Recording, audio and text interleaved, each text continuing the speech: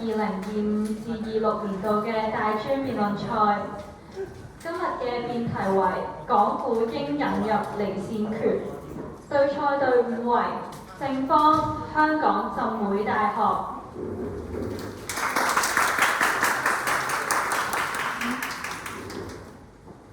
反方香港大學。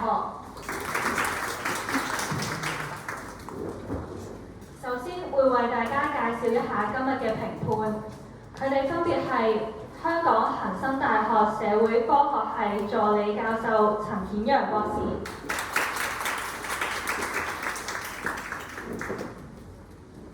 香港樹仁大學歷史系副系助理教授羅永生博士。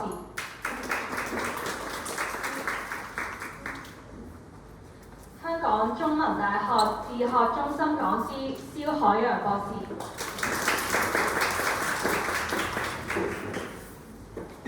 好多謝3位評判喺百忙之中撥冗出席並擔任是次比賽嘅評判。跟住落嚟會為大家介紹今日嘅辯論員。正方為香港浸會大學，主辯李韓儀同學。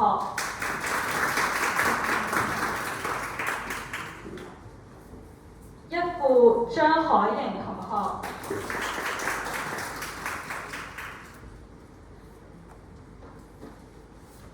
二副蘇玉山同學，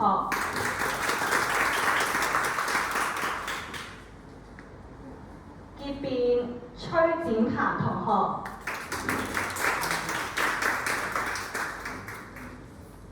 反方香港大學，主辯陳燕宇同學。一副黃詠賢同學，二副伍展琪同學，結辯莫君如同學。跟住會宣讀賽規，喺比賽進行期間，嚴禁台上辯論員同台下隊員以文字、圖片或語言進行任何形式嘅溝通，違者可以被取消參賽資格。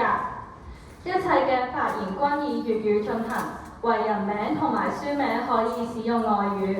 如果比賽雙方或評判提出認為台上辯員使用外語，主席須詢問評判問題是否違規。若多數評判認為違規，3位評判將各自扣除至少1分，最多5分。任何台上或台下嘅發言不得作人身攻擊或誹謗。各辯論員發言時間完結前1分鐘，計時員將鳴鐘1次，以示發言時間即將結束。喺法定時間終止前，計時員會連續按鐘2下。示意辯論員須盡快總結其演詞。喺法定時間終止時15秒過後，計時員會連續按鐘數下，而該名辯論員將會被扣分。扣分制度如下：15秒過後，每過時5秒，將喺每位評判給予嘅該隊員之總分扣除5分。如此類推，不足5秒者亦當5秒計。各辯論員須喺計時員鳴鐘之後先可以開始發言。請問雙方對賽規有冇疑問？如果冇問題嘅話，而家比賽正式開始。咁我哋會係試咪嘅環節嘅。試咪嘅先後次序咧會按照出場次序。首先有請正方主辯。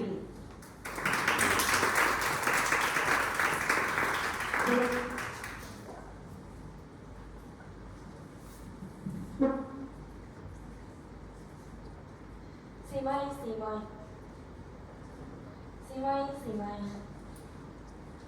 主席、評判、在座位大家好。首先，我代表我方香港浸會大學感謝3位評判喺百忙之中撥冗出席擔任是次比賽評分工作。再者，多謝友方香港大學喺過去呢段時間同你一齊準備辯題，等我哋可以切磋辯機。最後都要多謝賽會咁提供咗一個咁舒適嘅環境俾我哋安心作賽。希望接下來可以帶到一場精彩嘅辯論比賽俾大家，多謝。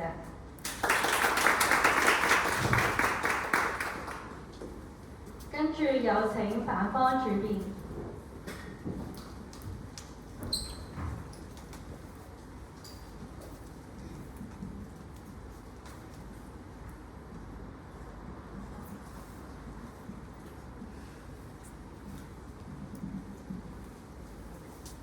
各位大家好，我謹代表我方香港大學粵語辯論隊感謝3位評判今日喺星期日嘅時間都撥款出席，亦感謝有方香港浸會大學喺過去嘅7日同我哋一齊悉心準備比賽。最後都要多謝賽會為今日俾我哋提供一個咁舒適嘅場地作賽。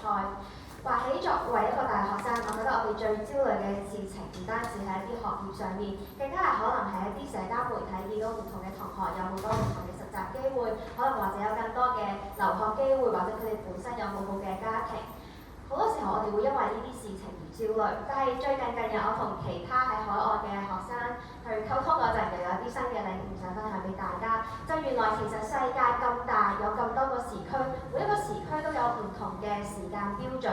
就好似紐西蘭會比香港快8個鐘，而英國會比香港慢8個鐘，所以我哋冇必要用一個統一嘅世界或者北京嘅時間標準去要求所有人都有統一嘅標準。所以最後想同大家講就係喺自己嘅時區做到自己應做嘅嘢就足夠啦，多謝各位。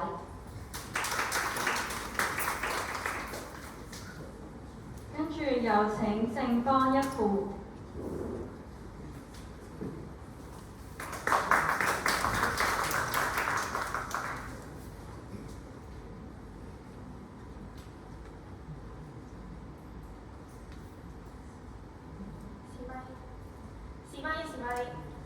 主席、評判、有方同學，各位大家好。一年容易又大專，話咁快又嚟到3月嘅時間。除咗大專密鑼緊鼓咁籌備緊嘅時候呢，其實一眾大學生都面臨住一啲好緊張嘅嘢，就係 midterms 同埋 assignments。當我哋喺度開會嘅時候呢，我哋有啲隊員要出去開 group project 嘅 meeting， 我有啲隊員呢11點開完會，佢話12點有份 deadline要即刻翻去趕功課。所以我好感謝我台下嘅咁多位隊員同埋我台上嘅咁多位隊員一齊同我哋一齊準備呢條辯題，準備咗成個禮拜。亦都要多謝咁多位師兄姐明明咁忙，明明要翻工，明明要 OT， 但係都會抽時間翻嚟同我哋一齊準備辯題。多謝各位。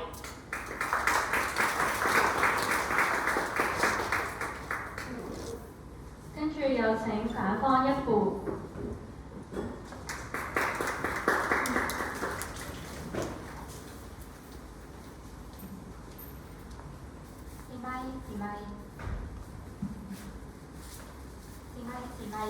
在座各位大家好，正如啱啱有方一副所講咧，近嚟呢一個季節就係大學咧好多課業都逼緊。咁我作為一個護理系嘅學生，我嘅其中一份功課就係今個學期我要去一間老人院度做一啲唔同嘅健康推廣嘅工作。於是乎我上個禮拜六咧就去咗間老人院度，同一班老人家去做一啲需要性嘅評估。而我做完啲評估之後發現咧，原來大家嘅需要，大家需要咧，我哋好難作為一個醫護人員咧，單向地咧，好似真係冇辦法去斷定得到。我自己可能個人上面，我會覺得一個老人家，我哋想做活動，可能要係靜態啲，但係然後同佢哋溝通之後，佢哋會想嘅，可能就係因為平時太多靜態活動啦，想多啲動態嘅活動，可以有益身心。所以呢個故事想同大家分享嘅係咧，其實大家嘅需要，要了解他人嘅需要，靠嘅唔係單向嘅揣測，更加需要嘅就係同大家相互嘅了解，多方面嘅溝通，我哋先至能夠揾到一個為大家最好嘅方法。而去到最後啦，今日作為一個去到最後咧，都希望大家可以多啲覺察他人嘅需要，去了解到他人嘅聲音。多謝各位。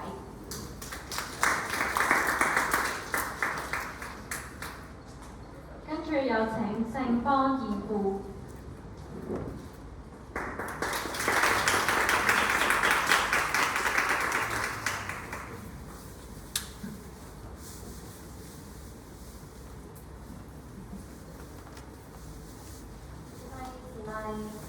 大家好，喺人生中咧有好多第一次啦。今日係我第一次嚟到北角，第一次嚟到香港少人大學，亦都係第一次踏入呢個大專杯嘅賽場。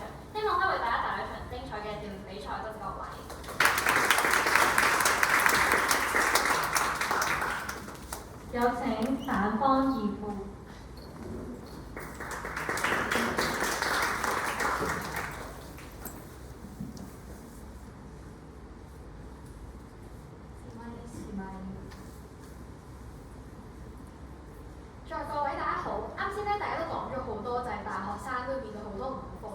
論之餘咧都要兼顧學業，而我咧都有經歷到呢一樣嘢嘅。琴日咧本應係呢場比賽最後一日準備，咁你已經要花多啲時間啦。但到最後咧，我哋淨係喺夜晚度準備㗎。點解咧？就係因為咧，我朝頭早咧9點到晏晝5點咧都要上堂。點解咧？作為咧一個社工系嘅學生，琴日咧我哋嘅學系就同我哋講話，我哋要上一個日營。其實簡單而言咧，我本身就以為係一個2堂夾埋一齊，咁我哋就要上咁多個鐘堂啦。但事實上咧，原來係就發現呢個咧係俾一個機會俾我哋同我哋嘅同學一齊回想翻我哋過去人生嘅事點樣對自己嘅成長有所影響啦。其實我哋作為香港人咧，步伐係急速㗎，所以往往咧都係向前睇、向前奔跑。但我哋又有冇放過時間去回望翻自己過往嘅人生，做過啲乜嘢嘢？而咁樣嘅嘢有啲對我哋嘅人生或者成長個性有冇啲乜嘢影響咧？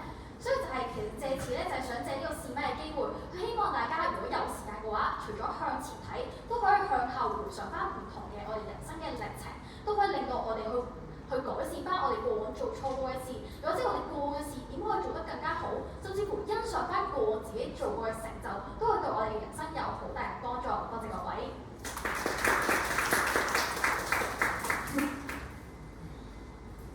按照發言次序，而家先請反方結辯。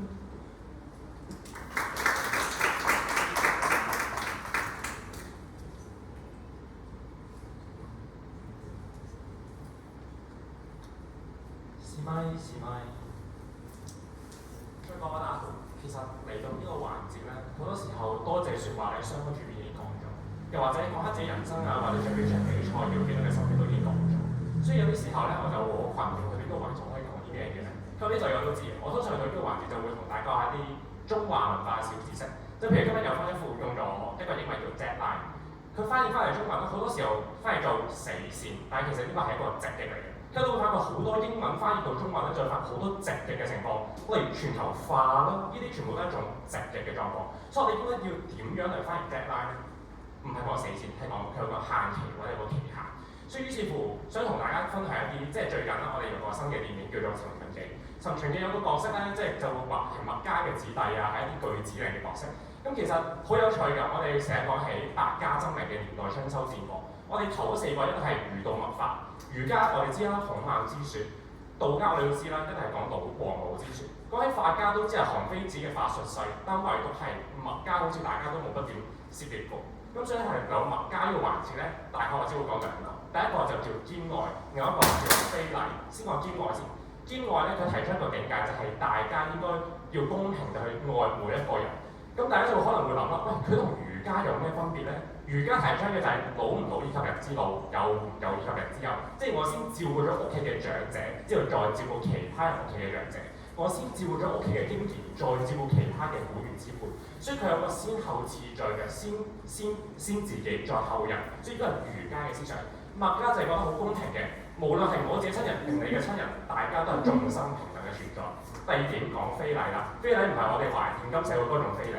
非禮咧，其實喺當時嘅周朝係一個封建制度咧，佢分公侯伯子男同天子有唔同嘅禮儀嘅章節。例如佢有啲咩樂器可以玩啦，有幾多個妃嬪啦，或者佢出兵行事可以有幾多嘅兵馬啦，呢啲係屬於禮儀。而墨子嘅説法咧，佢就係話認為呢種非禮係一種浪費，所以佢提出嘅要節省，或者認為呢種禮儀係不應存在嘅。但後來咧，佢都會俾其他人所批評。例如莊子就指責佢其生也平，其死也惡，其行難為也。因為所以講到佢好似一個苦行僧嘅咁嘅角色去久存於世，就好似講到話佢根本冇人生嘅任何追求，完全抽離咗人想要有物欲呢個思想。咁但係純粹就係想要俾大家清楚下，其實我哋生活之中咧有好多可能我哋用開嘅經文啦，又或者我哋睇開嘅電影，其實背後都有好多唔同嘅心意。多謝大家。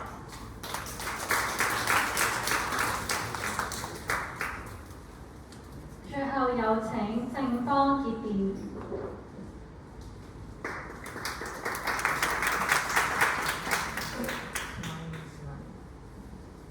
各位大家好，我可以話佢係第一次踏足北角啦。其實自己作為一個九龍人咧，除咗比賽，都真係好少有機會嚟到港島嚟到北角。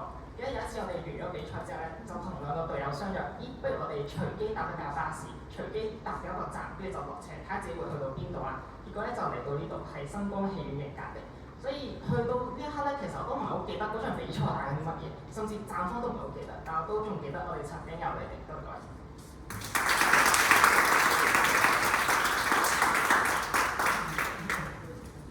而家比賽正式開始，有請正方主辯，你有4分鐘嘅發言時間，準備好可以向計時員示意。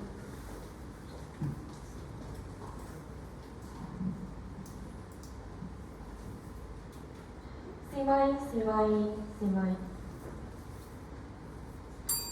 主席、評判、在座位大家好。隨住科技發展，僱主可以透過電子應用程式，例如 WhatsApp、電郵等，隨時隨地喺非工作時間聯絡員工處理工作，導致員工嘅工作同生活界線變得含糊，員工喺休息時間隨時候命成為常態。事實上，各國已經察覺到員工因喺非工作時間處理僱主嘅工作信息而所產生嘅過勞問題。現時已經有25個國家，如法國、澳洲、葡萄牙等，立法推行離線權，即員工有權喺非工作時間拒絕與僱主聯絡，保障員工嘅休息時間，改善身心健康。故此，我方倡議引入離線權方案如下：第一，喺非工作時間，員工有權拒絕回覆任何工作信息。第二，僱主不得喺非工作時間聯絡員工，如僱主違反以上條例，則會被罰款最高50萬港元。第三，僱主不得因此評核員工嘅工作表現，作出任何處罰或解雇。第四，所有工種必須包括在內，除緊急情況外，例如天災、事變或突發事件。第五，如有任何爭議，可上訴至勞資審裁處。而衡量辯題成立與否，就要審視離線權能否改善現時職場環境，平衡勞資雙方權利。我方贊成辯題原因有二：一、完善勞工制度。僱傭條例列明，列僱主不得因懷孕、工傷、有生病假等原因解僱員工，但當中並無列明喺工作時間外可以唔回覆工作信息。因此，員工根本唔可以利用條例保障自己喺休息時間拒絕回覆工作信息而被迫解僱。即使現行嘅僱傭條例第2章同第4章雖然有列明員工喺休息時間同工時限制，但根據香港中文大學嘅社交媒體模糊工作與生活界線嘅調查指出，40%員工因為擔憂升遷而無法拒絕僱主嘅工作信息。當回覆僱主嘅信息同工作績效掛鈎嘅時候，員工放工之後都要被迫繼續回覆僱主嘅工作信息。休息時間被僱主支配，員工嘅休息權利被完全架空，令原本可以保障到員工嘅條例，因為制度嘅漏洞成為一紙空談。而引入離線權之後，由政府帶頭立法，明確規定僱主喺非工作時間聯絡員工嘅法律後果，保障員工嘅休息時間不受僱主嘅任何壓力，保障勞工權益。二、改善過勞問題。根據2025年工聯會香港在職人士壓力嘅調查指出，74%嘅員工喺收工後需要經常回覆工作信息，造成巨大壓力，患上職業過勞症，例如頭痛、胃痛，更嚴重嘅係患上精神疾病。可見喺冇離線權底下，員工即使收工之後，依然要時刻警惕住手機嘅訊息，生怕回漏咗一個訊息，就會俾僱主責備或者係影響績效。所以即使冇實質嘅工作，大腦長期處於一個待命嘅緊張情況，導致員工長期面對住壓力，而產生咗焦慮、失眠等問題。而一旦引入咗離線權，僱主就不能隨意侵犯員工嘅私生活，令員工真正由即時回覆嘅壓力當中解脫出嚟。正如全球招聘與顧問公司 Robert Half 嘅調查指出，引入離線權之後，有77%嘅員工表示工作同生活可以得到平衡。可見引入離線權之後，員工有收工後不被打擾嘅自由，不受工作所束縛，改善身心健康。所以最後想問有方同學，員工面對住制度嘅漏洞而導致嘅過勞問題，唔引入離線權又有咩方法解決呢？多謝各位。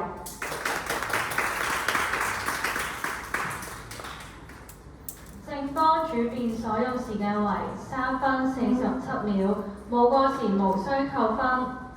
跟住有請反方主辯，你有4分鐘嘅發言時間，準備好可以向計時員示意。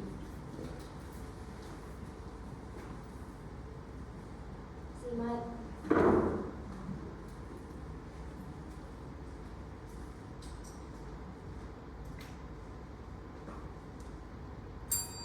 各位大家好，審視有方方案我哋睇2點。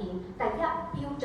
有方同學今日第第三點美其名話今日有緊急事情，有突發事情可以豁免，但係呢個情況嘅標準點樣先算合理？勞資如果有其中一方唔接受，又點解決呢？有方主辯通通都冇解決。第二樣嘢罰則，今日有方堂咧，其實立場係好曖昧㗎，口口聲聲話咧想要保障員工，但係當僱主今日損害到員工離線權嗰陣，佢哋可以點樣上訴？一啲事都冇呢？而呢個方案又可以令幾多僱主可以遵守有方同學所俾出嚟嘅方案呢？有方同學一副需要解釋，所以有方同學主辯最後一條問題問我哋：今日佢哋壓力過大應該點樣解決？但係今日我哋要睇清楚，今日香港人壓力過大嘅主因係啲乜嘢？所以其實今日雙方咧係想幫香港人減輕壓力㗎，但係有方堂咧從頭到尾到今日冇交代過立法嘅成效。更何況啦，當今日有方堂想確立呢一項新嘅勞工權益嘅時候，咁有方堂就必須論證立法嘅需要性同埋離線權係普遍適用於香港僱員。而我方衡量辯題嘅準則就在於離線權是否適合香港職場環境，並且可以有效緩解職場壓力。我方反對辯題原因有二。第一，錯誤歸因僱員壓力不減。有方講到香港職場壓力大，但係打工仔嘅壓力來源究竟係咩呢？人力資源公司 CT Good Job 喺2024年訪問2000名香港僱員，發現導致工作不快樂嘅主因分別係財政壓力、個人前景發展同埋公司士氣。而信樂環球2025年嘅香港工作壓力調查亦有同樣嘅結論，打工仔最大嘅壓力來源係事業前景同埋財政壓力。香港僱員從未將需要放工後工作列為壓力主因。更何況啦，今日即使我放工後離線，原本我要處理嘅工作並唔會消失，上司亦可以喺返工嘅時候要求僱員將工作帶返屋企，甚至加班。所以難怪啦，人力資源顧問公司 Robert Half 表示，72%嘅澳洲僱員表示離線權係為工作帶嚟實質嘅挑戰，更加有35%話會令今日嘅辦公時間壓力倍增。所以可見啦，離線權咧若石亂投，將工作咧左手交右手，但係整體嘅壓力咧就從未減少。所以有方目標手段不相符。第二，忽略工種需要或是香港發展。若果離線作為一種勞工權益，代表有方堂係認為所有嘅工種原則上都可以拒絕回覆工作信息，但係香港呢一個以服務業為主並高度外向型嘅經濟體，難以套用喺香港大部分嘅行業。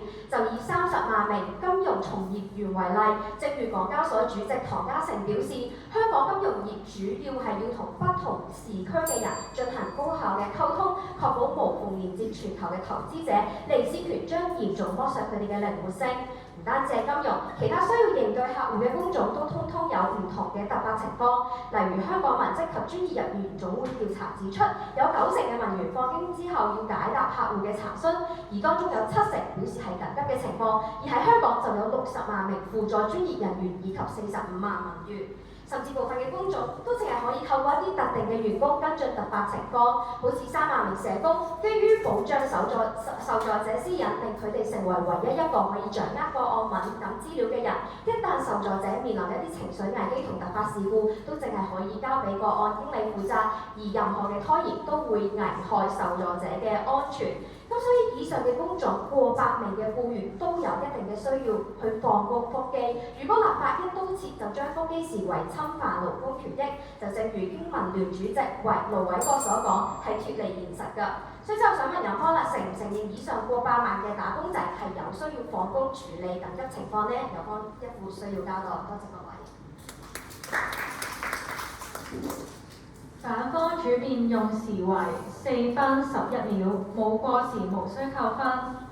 跟住有請正方一副，你有4分鐘嘅發言時間，準備好可以向計時員示意。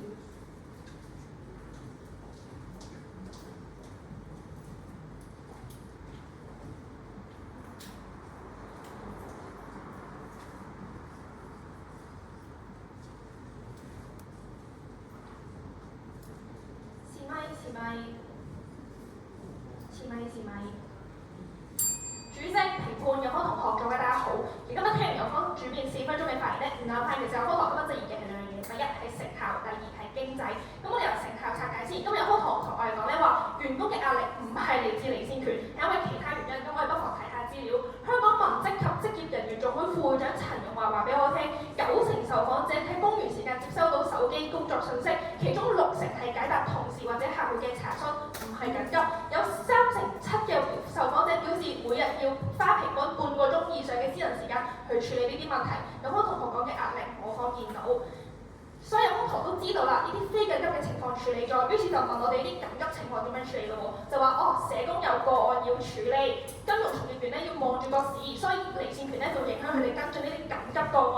但有方冇聽清楚我方方案，我方方案從來都唔係一刀切，我方方案已經講明啦，緊急情況單一無法預知嘅事件，僱主係可以聯絡僱員。我方都明白唔同行業有唔同需求，呢啲緊急情況要聯絡翻個員工無可避免，所以離線權未容許僱主喺緊急情況嘅時候揾翻個員工咯。就好似暴風雨守則咁樣，當呢啲情況停工會導致重大損失或者危害公眾嘅時候，僱主都可以要求指令員工復工㗎。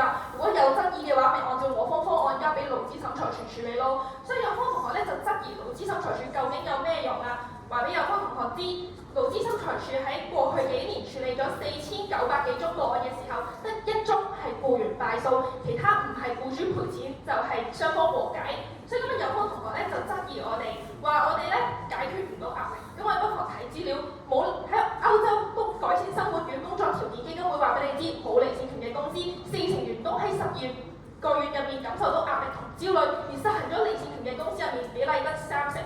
所以今日有方同學要同我解釋點解呢啲壓力處理到啦。所以嚟到一副嘅位置，想問有方2條問題。第一，究竟呢啲緊急情況係個別事件定係每日上演呢？今日要問嘅係香港文職及專業人員總會進行嘅調查，顯示50%半嘅受訪者上司經常喺放工之後透過即時通訊軟件揾佢哋。要問嘅係呢50%半嘅受訪者收到嘅信息有幾多係真係需要即時回覆嘅呢？有個同學要交代。所以老細10點叫我匯報進度，個客半夜12點話俾我聽個設計邊度要改，家長凌晨2點問我佢個仔成績點樣，點解呢啲問題又叫做緊急個案呢？所以未有離線權之前，我會驚我唔覆，老細會秋後算賬，個客會打嚟投訴，影響我嘅升遷同工作。但今日我方見到嘅係實行咗離線權之後，上司除咗緊急情況之外，唔可以再聯絡僱員，就算個客照樣揾我都可以選擇唔回覆而唔會被追究，已經解決咗呢個問題啦。第2條問題，今日有方同學想幫嘅究竟係邊一班人呢？今日有方同學開出嚟同我哋講話，會影響經濟，冇辦法同國際客戶接軌。但係仔細諗一諗，呢啲係咪真係一個員工需要去憂慮嘅事情啊？有方同學話就話關心員工，其實就係事事用僱主角度去諗。一個打工仔佢最關心嘅莫過於工作穩唔穩定，幾時放工，幾時出糧。想問有方同學嘅係僱傭條例保障緊嘅係乜嘢呢？咪就係保障緊員工嘅權利咯。所以今日當我方見到香港工作風氣有問題，放工之後繼續處理工作係常態，要修訂問題咯。所以今日有方同學咧，離線權最終想做到嘅根本就係個雙贏局面。員工喺放工之後有良好嘅休息，處理工作嘅時候自然更加有精神。就好似澳洲都見到有60%嘅人力資源專業人士認為離線權能夠令到員工嘅敬業程度同埋生產力水平顯著提高。所以我方主辯問有方同學反方案點樣解決呢個問題，有方同學唔夠膽答，所以佢都冇反方案。所以喺有方同學眼中，有方配合解釋點解唔想用呢個雙贏局面？點解有方同學覺得員工24小時待命係啱嘅呢？所以我方嘅目光從來都唔止停留喺當下，長遠嚟睇，離線權嘅實行唔單止係幫助班打工仔放工之後好好休息，以更好嘅狀態應對工作，亦都會令僱主知道唔應該喺放工時間聯絡僱員，改善香港整體嘅工作文化。呢個先係我方方案想達至嘅目的啊嘛！多謝各位。正方一副所用時間為4分07秒，冇過時無需扣分。跟住有請反方一副，你有4分鐘嘅發言時間，準備好可以向計時員示意。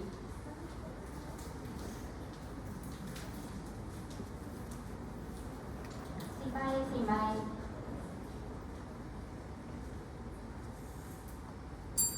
在座各位大家好，有方主面一副嘗試塑造離線權係一個基本權利，話而家70%人咧都過勞，甚至乎咧舉出唔同嘅對比，話侍產假、工傷一樣都要保障㗎啦。但問題就係在於魔鬼藏於細節裏，有方開出嚟嘅方案有好多特殊嘅時間，話只要有天災、事變、緊急情況就可以豁免，係咪嗰班人就唔值得擁有你呢個基本權利咧？更甚，今日針對住以上幾個情況，你都冇一個合理清晰嘅標準。作為一個金融行業嘅人，可以因為天災，然之後美國股市突然間冧低，呢個都係天災，都係事變，有方係咪會去豁免？作為一個社工咧，由我嘅受助人咧，夜晚11點幾話佢有情緒需要嘅時候，呢個都係突發嘅事件，係咪都要去處理？所以結論好簡單啫。今日有方對於乜嘢係緊急狀況，乜嘢特殊嗰條清晰嘅標準嘅時候，到最後你最想幫我班過勞做到工作倦怠嘅人，到底幫到幾多？你嘅現況問題舒緩到幾多？我方聽唔到一個合理嘅解釋。雖然落到去啦，今日咧有方咧舉出嘗試去論證澳洲嘅成效，話 Roy Huston 研究知點樣做咧，身心健康改善咗。但同樣地份報告話俾你聽嘅係冇錯啊，放工嘅時候可能係壓力少咗，但70%員工話俾你聽佢翻工嘅時候正常任務正常工作時間內完成任務嘅壓力更加大，亦都即係話佢翻工嘅壓力只係會百上加斤，整體情況冇改變過啊。所以接下來啦，有方話唔係嘅，至少我哋可以幫到佢報到去勞資審裁處，但一方面有方嚟講到勞資審裁處咁有用，原來現況之下未有離線權已經可以解決到4000幾單爭議，到底點解仲需要離線權？就唔有睇下有咗離線權之後，到底4個勞資裁處有冇啲咩額外更加強嘅功用咧？原來澳洲做緊嘅方案一樣啊，佢哋嘅方案底下一樣會有公平工作委員會透過去擺平離線權底下嘅爭議，但原來2025年到8月都好，公平工作委員會嘅報告話俾你聽，一單投訴爭議都冇因為離線權而解決過，擺平過任何事嘅時候，到底你額外為你前嚟呢啲嘅離線權額外保障咗啲乜嘢咧？我都聽唔到一個清晰嘅結論。所以落到去啦，今日我方見到原來工作壓力形成嘅主因係乜嘢？我方主面清晰，即康會嘅報告話咗俾你聽，80%半人話因為工作量太大。咁到底點解有咗離線權之後，工作量會突然間少咗，突然間變走咗咧？我都聽唔到合理嘅解釋。我需要有方主面一副咧，舉出咗唔同各行嘅例子咧，我方都同情㗎。但有咗離線權之後，難道作為僱主，我就唔可以用其他形式叫你加班嘅咩？作為僱主，我又唔可以同你講，冇錯啊，夜晚7點之後咧，我係唔可以用離線權去揾你㗎啦。不過麻煩收工之前5個鐘都可以照同你講，麻煩聽朝9點做好晒報告書，準備好晒所有文件擺喺我台面。所以變嘅只不過係由夜晚10點叫你去工作，變咗係放工之前半個鐘叫你去工作，但不變嘅係僱員依然要去加班，不變嘅係過勞嘅事實啊嘛。所以好簡單啫，我舉下一步啦，就係咧有方話唔係啊，至少我哋可以避免到佢秋後算賬。但係作為僱主本身，今日因為我仍然作為僱主，就係可以話你就係履行到我嘅工作任務，冇辦法滿足我嘅績效要求而去解僱你。有咗離線權之後，你點樣可以推敲到？即使有咗離線權，你點樣去推敲到背後嘅原因？唔係因為你履行咗職能，唔係因為你唔去回覆信息，而有咩其他原因咧？我都聽唔到一個合理執行上面嘅結論。所以好簡單啫，今日我剛講完咁多實際上面同你解釋翻外國成效就係講到尾，因為原本唔會回覆信息嘅員工繼續唔回覆，但需要見下特定情況都應要去回覆啊嘛。有方其實好簡單啫，就係覺得第二日翻工好多工作都可以處理嘅話，咁要求員工放工回覆信息呢件事本質上面就係唔合理。係啊，所有嘢係可以事後補救，但係在打工仔角度係點樣諗咧？作為一個社工，今日求助凌晨私信我話有自殺嘅念頭，我會寧願做嘅就係即刻安撫佢嘅情緒，因為我更加唔希望聽日打開新聞、打開頭條，喂我嘅求助者會有任何嘅意外或者發生更加嚴重嘅狀況。作為一個公關，我會寧願如果個客即刻同我跟個場嘅時候，我可以即時去應對，因為我哋唔希望問題好似滾雪球咁樣越滾越大，到頭來承擔嘅係打工仔自己啊！多謝各位。反方一副所用時間為4分10秒，冇過時無需扣分。有請正方二副，你有4分鐘嘅發言時間，準備好可以向計時員示意。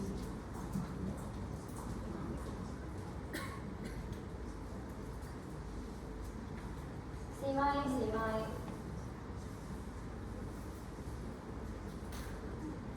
主席評判除咗偉大哥，其實聽足全場咧，有方唔係反對緊離線權，只係覺得範圍包得唔夠大，壓力解決唔晒。咁我哋就分開嚟睇啦。有方話工作壓力唔係嚟自於放工回覆信息，即係你都同意啦。現況下僱員係的確面對緊要回覆僱主信息嘅壓力問題嘛，只係擔心離線權冇辦法解決其他壓力來源啫。但想問翻有方啦，點解今日正話辯題嘅標準係苛刻到要解決晒所有嘅工作壓力啊？係咪今日即使能夠解決員工放工之後回覆信息嘅壓力，有方都唔肯做咧？甚至啦，有方標準都同我哋講緊係要解決壓力㗎。咁點解現況咩都唔做，反而係更加好、更有助佢哋減壓咧？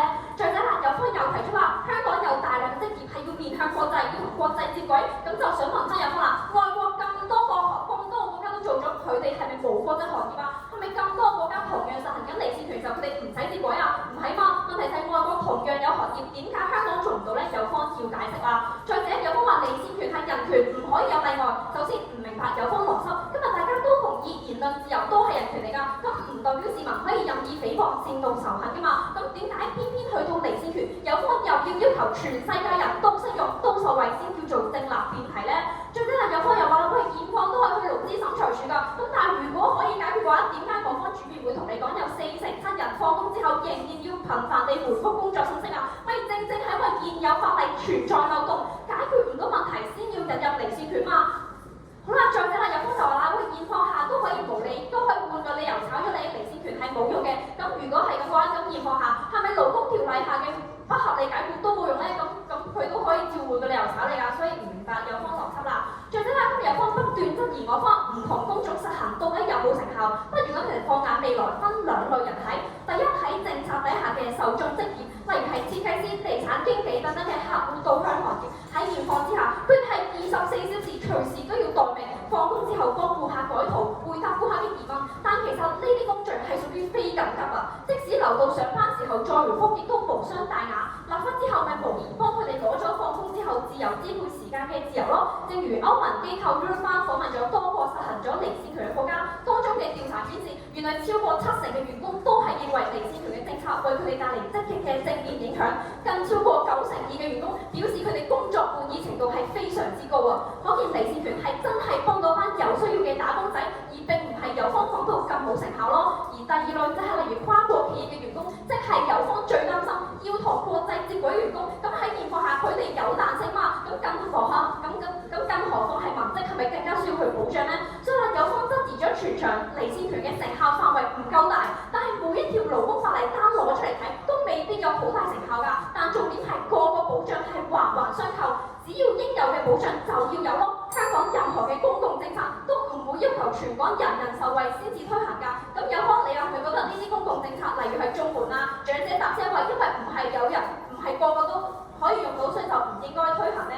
再睇下今日有方挑戰離線權嘅效益，但有方唔可以否定，要有離線權呢個社會先會有變化。政府嘅角色咪就係講緊要主動去踏出第一步咯，因為法律先係改變社會文化最直接、最強力嘅工具啊！只有通過法例，勞工嘅權益先可以得到實質嘅保障啊嘛！職場無限時加班、放工都要回覆信息嘅壞文化先可以被扭轉，一班長期24小時待命、真心透支嘅打工仔先可以擁有真正嘅休息嘅尊嚴同埋機會啊！我哋再睇埋例子啊，原立咗法之後嘅歐洲，根據當地嘅律師樓反映咗，推出咗離線權之後，原來大量嘅企業都係會調整員工守則同埋員工合約。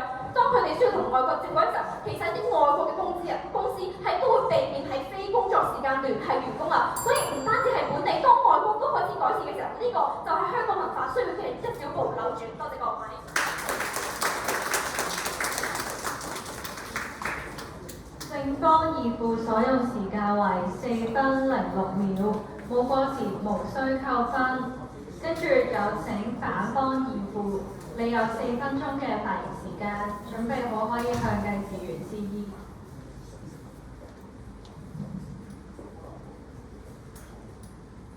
是咪？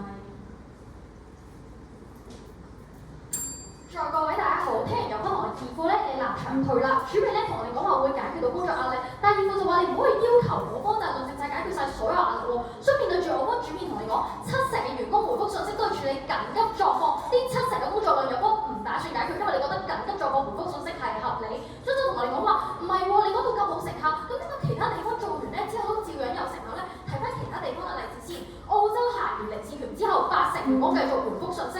西班牙行完之後，75%繼續回覆信息；法國行完之後，超過一半繼續回覆信息。你所謂嘅成效係咩咧？所以有個同學義父同我哋講嘅嗰個 Eurofund 嘅研究都同我哋講翻啦。原來嗰個報告最終嘅結論係同我哋講話離線權同減輕工作壓力冇明顯嘅關聯。所以實際上你嘅成效要點樣論證到咧？所以點解我方今日不斷咁問有方同學你緊急情況嘅標準要點樣定咧？有方同學到最後都冇俾一個定案俾我方。點解啊？你從僱員嘅角度去睇，我點樣去判斷佢哋緊唔緊急咧？可能就係老細覺得事關重大就好緊急啦。但問題就係老細俾咗一個信息俾我嘅時候，我選擇覆唔覆，我都判斷唔到佢係咪緊急嘅時候，我當然會選擇覆咗先咯。如果要知道判斷係咪緊急，下下都要上到勞資審裁處，有邊一個僱員肯用呢個權利咧？所以實際上我方咧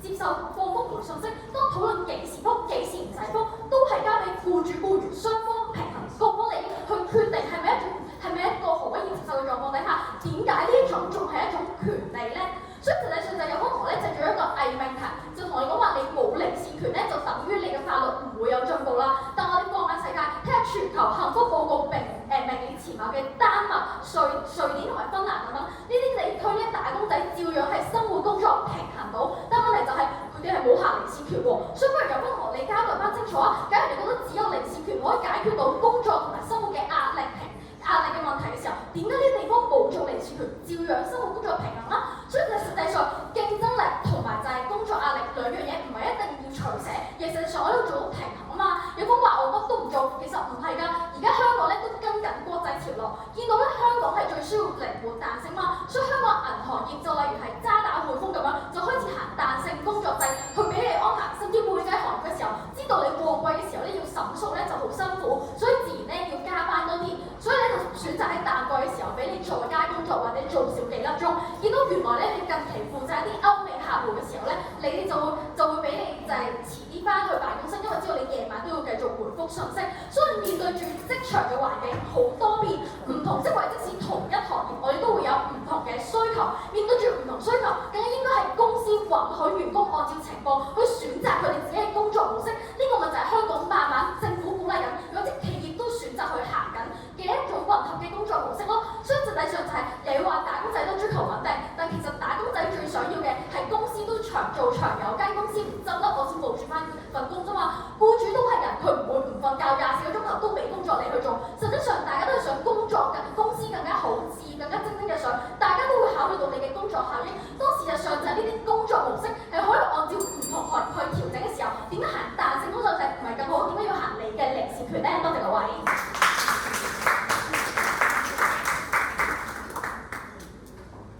反方二副所用時間為4分06秒，冇過時無需扣分。跟住係台下發問嘅環節，每間院校都有3次台下發言機會，台下發言者冇權要求誰人作答。每位台下發問者嘅發言時間為1分鐘，喺法定時間完結前15秒，計時員將鳴鐘1次。以示發言時間即將結束。喺法定時間終止時，計時員會連續按鐘2下。示意台下發言者必須立即停止發言。如果唔停止發言，主席將立即終止其發言。任何一方喺30秒內未能派出代表在台下發問，當自動棄權論。台下發言者必須發問，否則發問一方無分，對方可得該題之滿分。如果有任何嘅爭議，以評判意見為準。任何一方喺對方台下發言1分鐘內未能派出代表作答，當自動棄權論。喺1分鐘時限完結，計時員將鳴鐘1次。以示辯論員須盡快進行答辯。各隊員共有3次答辯時間，每次答辯時間為1分鐘。喺法定時間完結前15秒，計時員將鳴鐘1次。以示發言時間即將結束。喺法定時間終止時，計時員會連續按鐘2下。示意辯論員須立即停止發言。如果唔停止發言，主席將立即終止其發言。而家先請正方同學作第1次嘅台下發問。你有1分鐘嘅發言時間，準備好可以向計時員示意。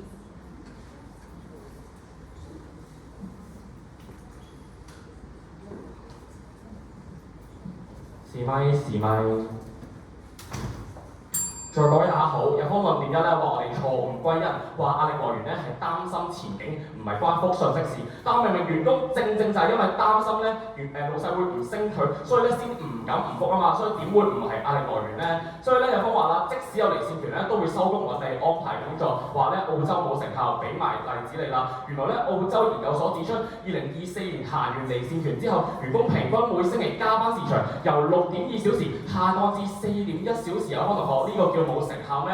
更甚啦，見到咧澳洲人力資源協會同你講咧，58%受訪者都表示咧，佢哋員工行完離線權之後，生產力嘅水平係顯著提高啊嘛。所以阿方同學，你二副口中嘅彈性工作模式，能唔能夠好似我方離線權咁樣做到2全其美？我哋咧能夠解決員工嘅壓力，就可以提升生產力咧。多謝各位。反方同學學有1分鐘嘅準備時間。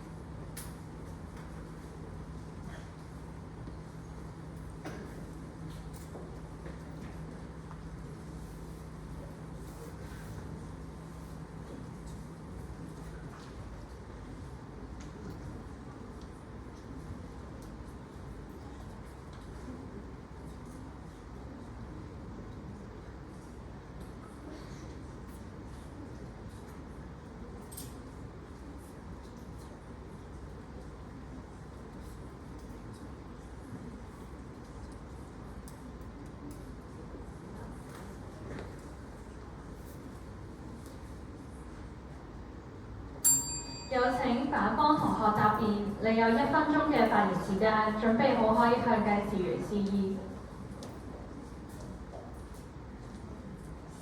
試咪。有方問我哋彈性公制點樣量出其比，但彈性公制咪就係按照住你嘅工作量去調整你嘅工作時間，並唔會係咁僵化咯。所以淡季咪做少啲，旺季就做少啲。你今乜嘢客咪就係翻乜嘢工作嘅時間，咪就同你嘅主管申請咯。所以實際上你嘅嚟之權，你就同我哋講話澳洲真係咁樣減少咗加班時間，但我都唔明白喎。工作量不變嘅情況底下，將啲工作壓縮喺嗰8個原本嘅時間入面做嘅時候，點解唔係壓力更加大咧？甚至乎你嗰個數字係點樣得出嚟先？有冇其他政策影響你都冇論證過喎。所以實際上我覺得義務交出咗其他地方做嚟自權嘅例子，都同你講話原來收工之後係繼續回覆信息，有方同學答唔到。所以實際上你同我哋講話，其實咧好多時候咧都係擔心前景咧，都係擔心清錢。但問題就係喺僱主角度去睇，香港作為一個服務行業為主嘅地方，你覆唔覆信息，的確會影響你嘅工作表現。例如你覆唔覆客，就會影響到你嘅生意有幾多啦。即係例如係你會公關處理危機嘅時候，你覆得快唔快，就會導致到你個危機處理得好唔好嘅時候，當原來即係掛鈎嘅時候，點解決呢？有方？有請反方同學作第1次嘅台下發問，你有1分鐘嘅發言時間，準備好可以向計時員示意。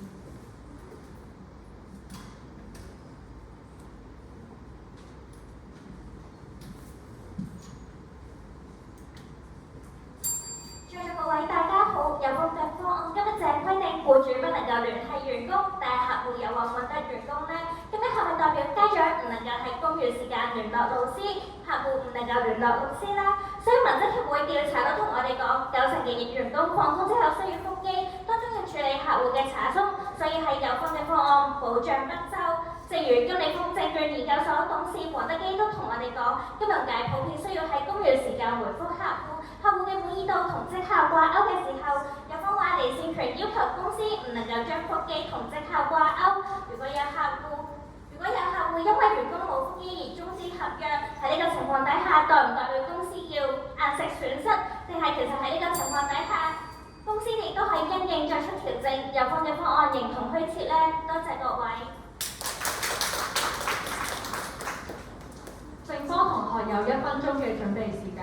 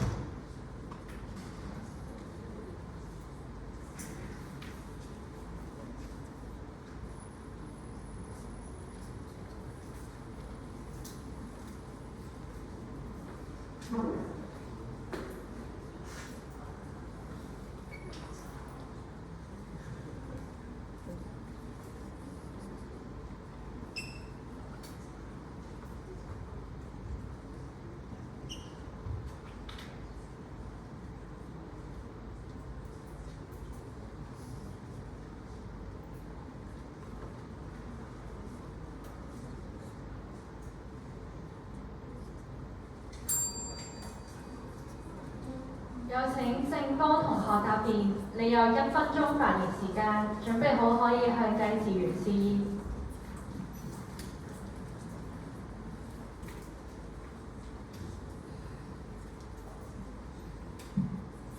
示咪。咁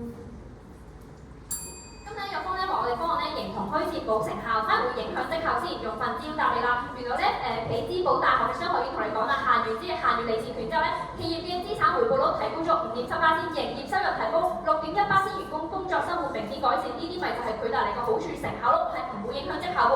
最緊係有方又擔心啦，喂咁顧客可唔可以聯絡員工㗎？咁咪都係要覆冇成效咯。咁但係啦，喺離線權行之前，我係需要擔心老細會秋後算帳，我係會擔心客戶追究，我係會擔心我唔覆嘅時候家長會打嚟投訴，會影響我嘅升遷同工作嘛。但係我哋今日方案之下實行完離線權之後咧，除咗緊急情況以外咧，係唔可以聯絡僱員㗎。即使顧客揾我嘅時候，我都可以選擇唔回覆，而且係唔會被追究嘅時候，呢個咪就係我方嘅成效咯。所以唔明點解有方咁擔心影響工作啦。最真係就住呢個客戶方面咧，其實咧我方議會咧就已經講過個例子啦。原來澳洲實行之後咧，嗰啲公司咧係會主動去避免喺工作時間聯絡員工，唔單止改善本地文化，當外國嘅文化都可以因而去避免聯絡你嘅時候，呢個咪就係改善啦。多謝各位。有請聖方同學作第二次嘅台下發問。你有1分鐘嘅發言時間，準備好可以向計時員示意。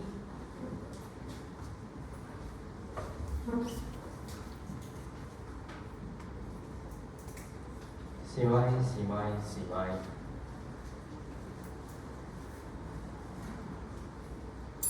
主席評判，在座各位大家好。今日有方話，如果香港引入離線權之後，唔只會囤積員工嘅工作量，增加佢哋工作壓力，更加係漠視咗香港各類公眾嘅需要，影響佢哋嘅運作效率，最終令到香港經濟受損。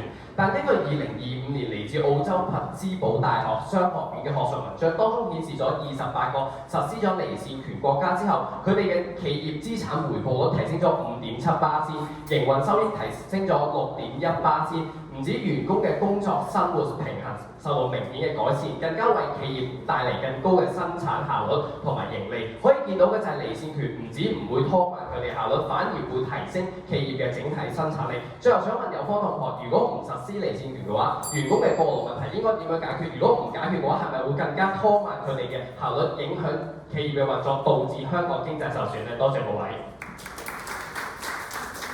校方同學有1分鐘嘅準備時間。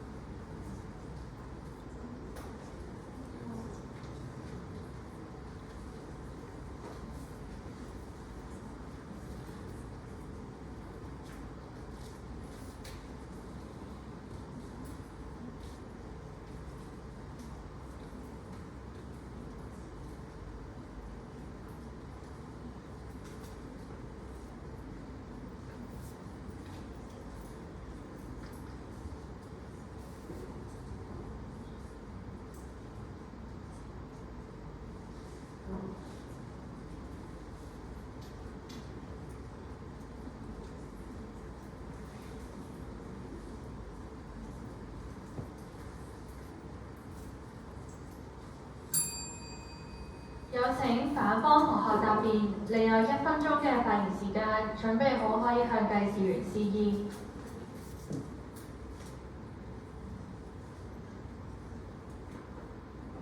示威。大家好，有方問點解決？企業會答在現時唔同嘅公司行業企業都用緊彈性工作上班制度，而點解只係得可以用彈性上班工作制度，唔能夠用離線權呢？因為你彈性上班工作制度真係模糊緊你嘅翻工同埋放工時間，而你啲離線權真係好清楚界定我上班同埋下班嘅時間啊嘛，所以變到我科所講嗰啲行業嘅時候，你都隻字不回應㗎。所以睇下你所講嗰啲咩生產力提升咗，睇下澳洲嘅實情係啲咩啫？根本佢哋唔行使佢離線權，所以你嘅數字同埋我用唔用離線權嘅直接關係在於邊度咧？你完全冇交代過，係咪同期間嘅其他市場因素咧？你全冇交代過佢嘅實情係點樣？所以翻返嚟現實情況底下，其實有好多國家咧，佢都唔係行緊離線權，但係佢仍然能夠可以喺生活作息嘅時候都好好㗎。例如我可以以父所講嘅丹麥啦、瑞典呢啲國家嘅例子，冇行離線權，但佢仍然係工作嘅輸出度最高嘅首幾名嘅國家，所以證明呢樣嘢針對香港現時嘅情況，就係工作彈性多元，唔同嘅工作有佢突發需要嘅時候，點樣統一處理咧？多謝各位。而家有請反方同學作第二次台下發問，你有1分鐘嘅發言時間。準備好可以向計時員示意。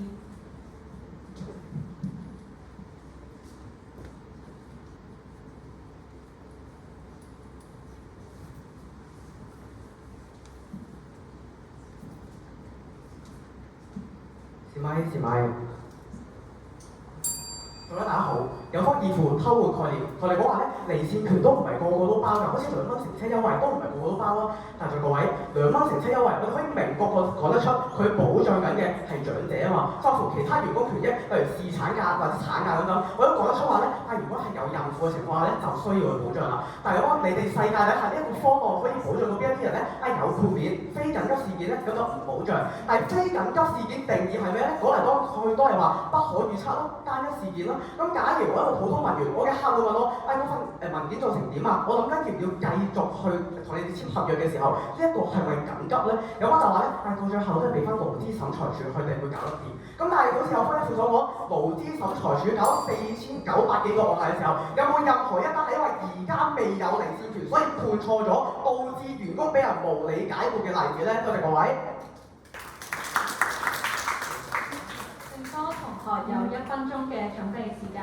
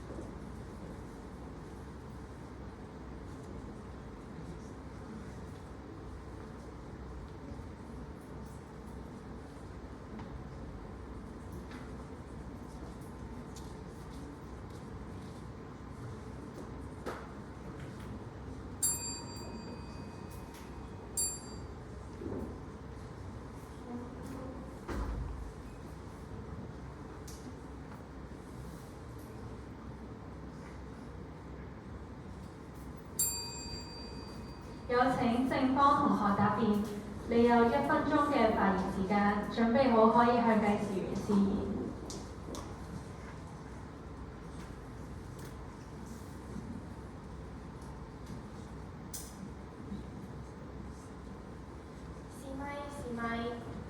試咪。各位大家好，有方同學問我哋咧，而家有冇任何一單個案係咪冇離線權，所以冇辦法判斷係緊急情況？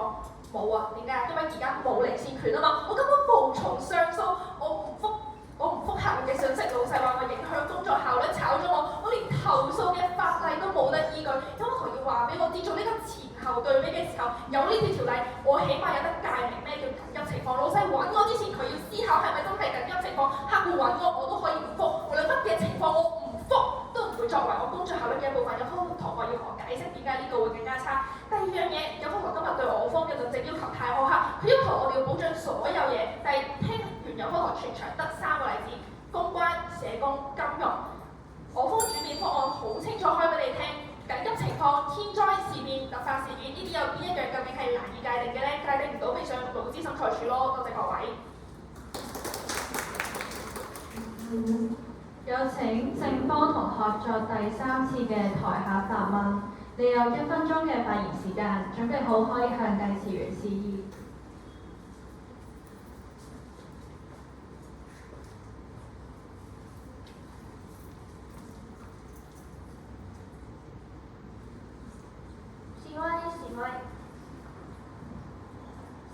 示威。再各位大家好，有方話彈性工時就解決到，咁我方所講嘅壓力數字究竟點解仲會出現呢？有方一副啦，又話4800宗無理解僱嘅投訴得以解決到，但係咧當中有幾多係同唔回覆信息有關呢？呢個完全冇交代過，所以有方問社工遇到自殺、金融業要遷就時區，我方方案都會豁免啊，反而係有方主編所講嘅文員解答查詢究竟有幾緊急呢？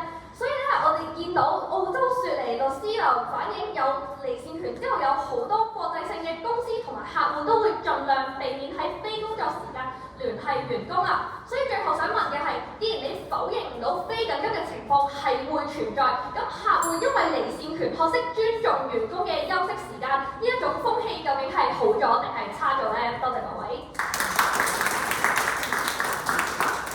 在科同學有1分鐘嘅準備時間。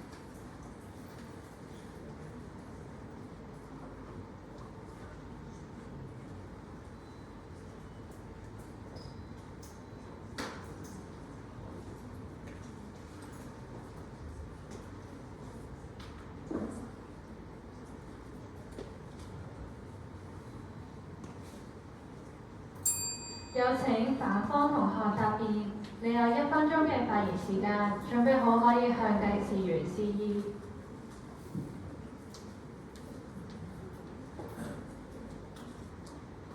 示咪。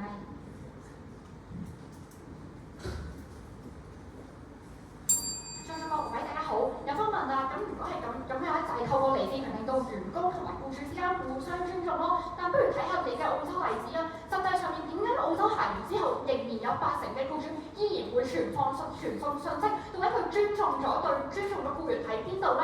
所以結論就係咧，的而且確作為僱員角度，仍然有2/3嘅僱員話俾你聽，因為咁樣佢仍然唔夠膽咧，唔去回覆佢嘅上司啊嘛。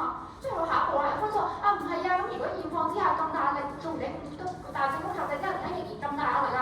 所以我方倡議嘅咪就係進一步去推行，更加推行到彈性工作制咯。甚至乎咧，有方咧由主編就打到台下咧，立場進一步去退讓。你話時區咧可以先就文員方面咧，我方好多辯委同你講咗啦，70%係突發情況，你係咪都會先就？甚至乎社工公關呢啲行業，你都話可以去先就嘅時候，到頭來你舒緩咗現況幾多，我方完全聽唔到。所以有方台下咧出嚟咧都講咗㗎啦。啊，如果我哋真係界定唔到乜嘢係緊急咗，我哋咪去告到現況現況有乜分別咧？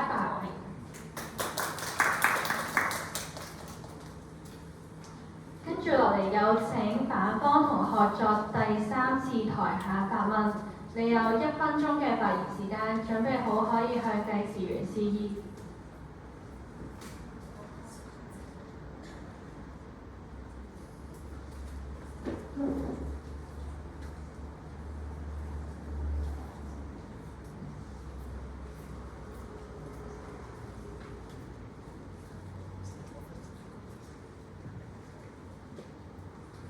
示咪。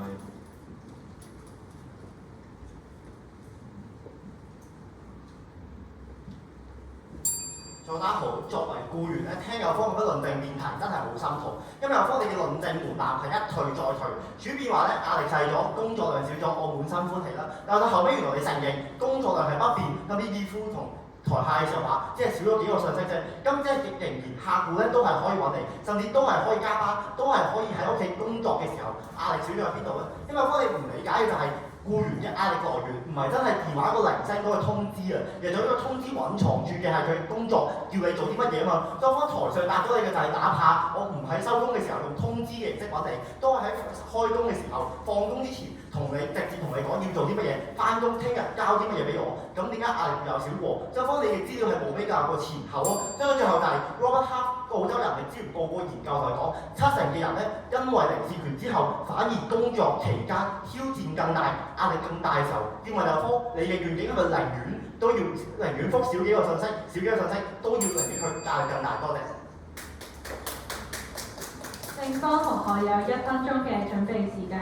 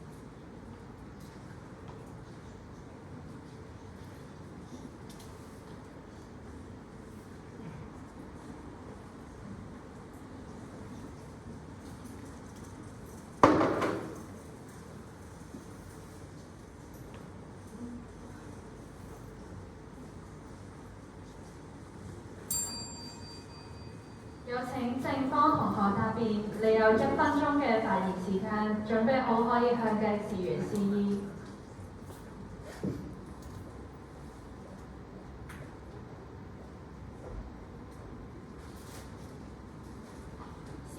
是咪？各位大家好高興聽到有科同學終於承認我科其實有成效，所以佢哋質疑嘅咧只係我哋成效唔大，佢哋依然需要加班，所以咧即使少咗幾個信息咧都冇辦法改善。嗱，所以有科同學都知道其實真係少咗幾個信息啊嘛，咁呢幾個信息究竟係幾多個信息啊？香港文職人員總會都同你講咗，60%係解答同事或者客戶嘅查詢，反而係有科同學要同我講少咗啲60%嘅查詢，我每日少咗半個鐘嘅時間去解答呢啲問題，究竟點解係唔好呢？所以我方都同你講咗啦，澳洲嘅加班時數喺實行咗離線權之後，由6個鐘變4個鐘，少咗嘅2個鐘，咪就係科同學最中意問嘅成效咯。所以生產力成效都提升嘅時候，有冇同學繼續質疑話點解冇成效嘅時候，我方唔明白啦。多謝各位。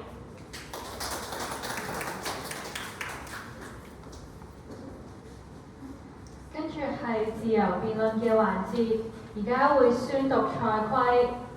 自由辯論發言必須喺2隊之間交替進行。首先由正方1名隊員發言，然後由反方1名隊員發言。雙方輪流發言，直至時間用盡為止。各隊耗時累積計算，一方發言結束即開始計算另一方用時。喺總時限內，各隊員嘅發言次序、次數同埋用時不限。如果一方用時已經用完，另一方可放棄發言，亦可輪流發言，直至時間用盡為止。放棄發言者不影響計分。每方均有2分30秒嘅發言時間。喺法定時間完結前1分鐘，計時員將鳴鐘1次，以示發言時間即將結束。喺法定時間終止時，計時員將連續按鐘2下。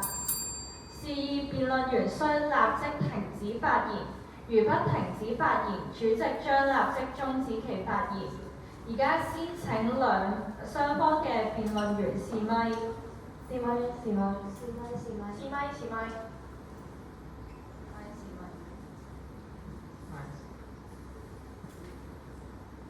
如果雙方冇問題嘅話，而家會請正方同學先開始發言。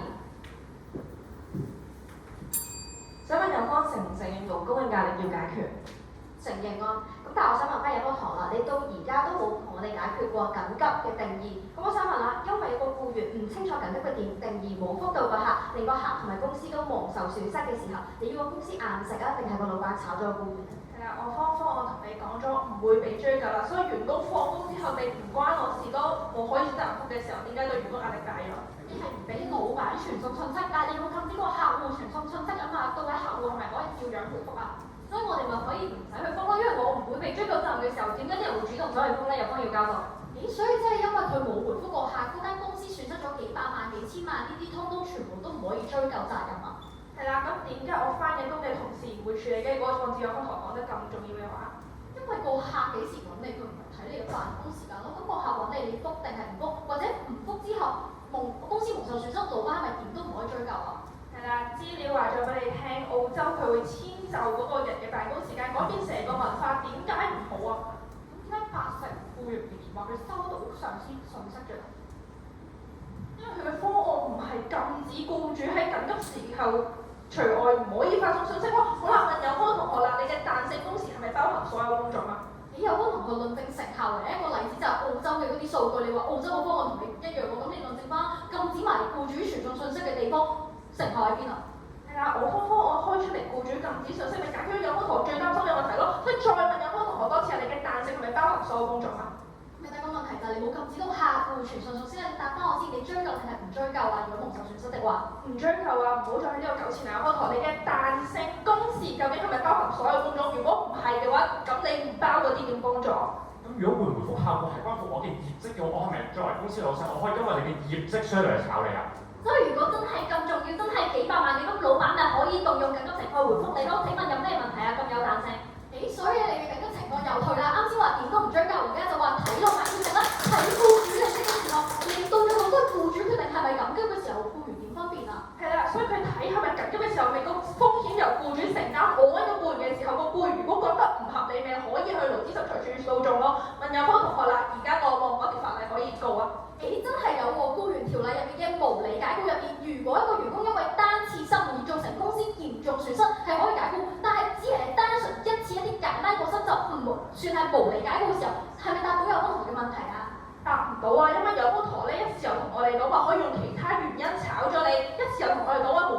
可以包含到咁你嘅標準係乜嘢啊？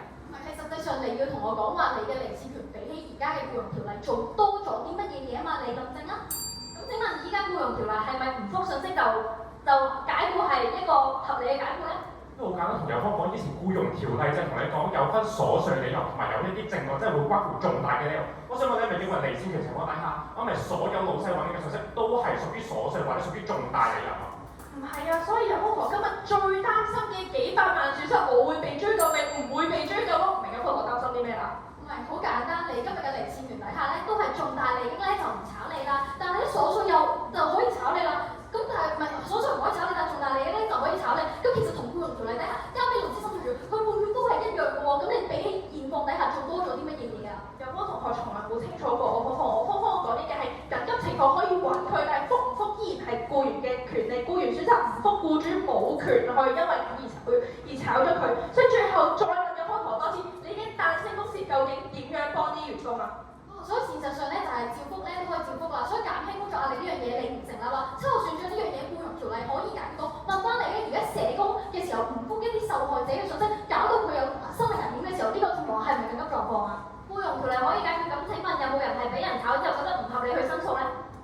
咁你都要講單案嚟俾我聽，你有責任定現況解決唔到喎。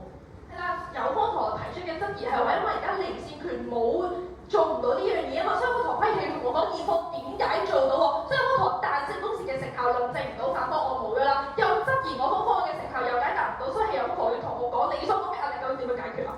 咩叫反方又冇錯啫？不如你同我講翻，係咪都認同彈性工作可以解決問題先？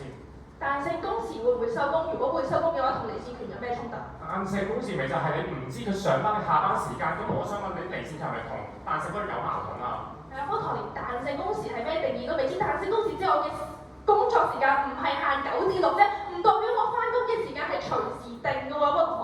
好簡單，彈性工作制底下唔同學亦都有唔翻工收工嘅時間，你離線權要點樣去定下定？反方時間用盡正方尚餘7秒嘅時間。好，所以有方同學自相矛盾啦。彈性工時又包含晒所有工種，但係要求我方包含所有情況啦，多謝各位。而家有1分鐘嘅時間給予雙方作總結準備。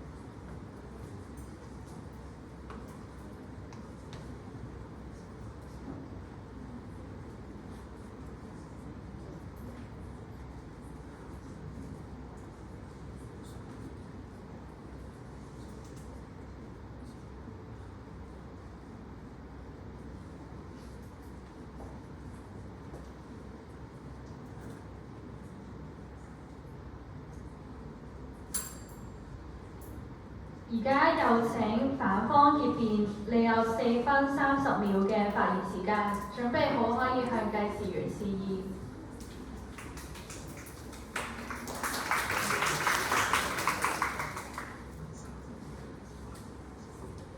試咪？我哋呢班打工仔一生一世為錢幣做奴隸，最過癮好，一句出自於許冠傑喺《半斤八兩》嘅一句歌詞。其實都貼合所有有關於勞工權益糾紛嘅辯題嘅。其實大專辯論賽搞咗咁多年咧，不乏一啲有關於勞工權益相關嘅保障。但可能因為作為大學生我哋，成日一出到社會就一定成為打工仔，所以於是會正式站咗一個打工仔角度嚟去分析，所以好容易定性咗僱員就係一批一生一世為人做奴隸，而僱主就係一批無良老細。咁但實情係咪咁咧？現實中其實我哋從來都唔要爭得頭破血流你死我活啊，而係叫雙方共榮共心共贏嘅局面啊！但事實就係有啲時候雙人很難，就難在雙方各有各寄望，怎麼辦？所以有方講到話咧，現時嗰啲僱員咧其實好陰功，因為佢要翻2份工，一份就係我上班嘅時候，一份就係我下班要唔要覆報稅。因為放工嘅時候要覆報稅機咧就好陰功，但實情係你唔覆報稅機就冇陰功。實情就係啲咩嘢咧？現時其實我哋都要作為僱員打工仔，我哋需要體諒一下老細，佢自己都有自己嘅生活，佢唔會24時段睇實你嘅狀況嘅。所以佢如果真係半夜3更失驚無神、無緣無故揾咧，係唔會現實嘅。通常揾咧就係一啲即係有緊急情況、突發情況，或者只係得你能夠處理到嘅狀況。而呢啲咁啱就係有方豁免嘅狀況。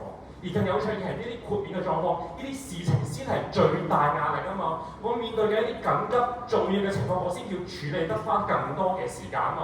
所以調翻轉頭嘅係你唔豁免嘅情況啲咩嘢咧？其實好簡單，即係老細提醒下你，聽日咧要準時啲開會喎，聽日有個客戶，或者同你交代翻下個禮拜嘅換更表。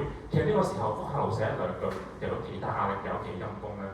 所以我哋講埋僱員之後咧，我哋不如睇一睇僱主嘅角度。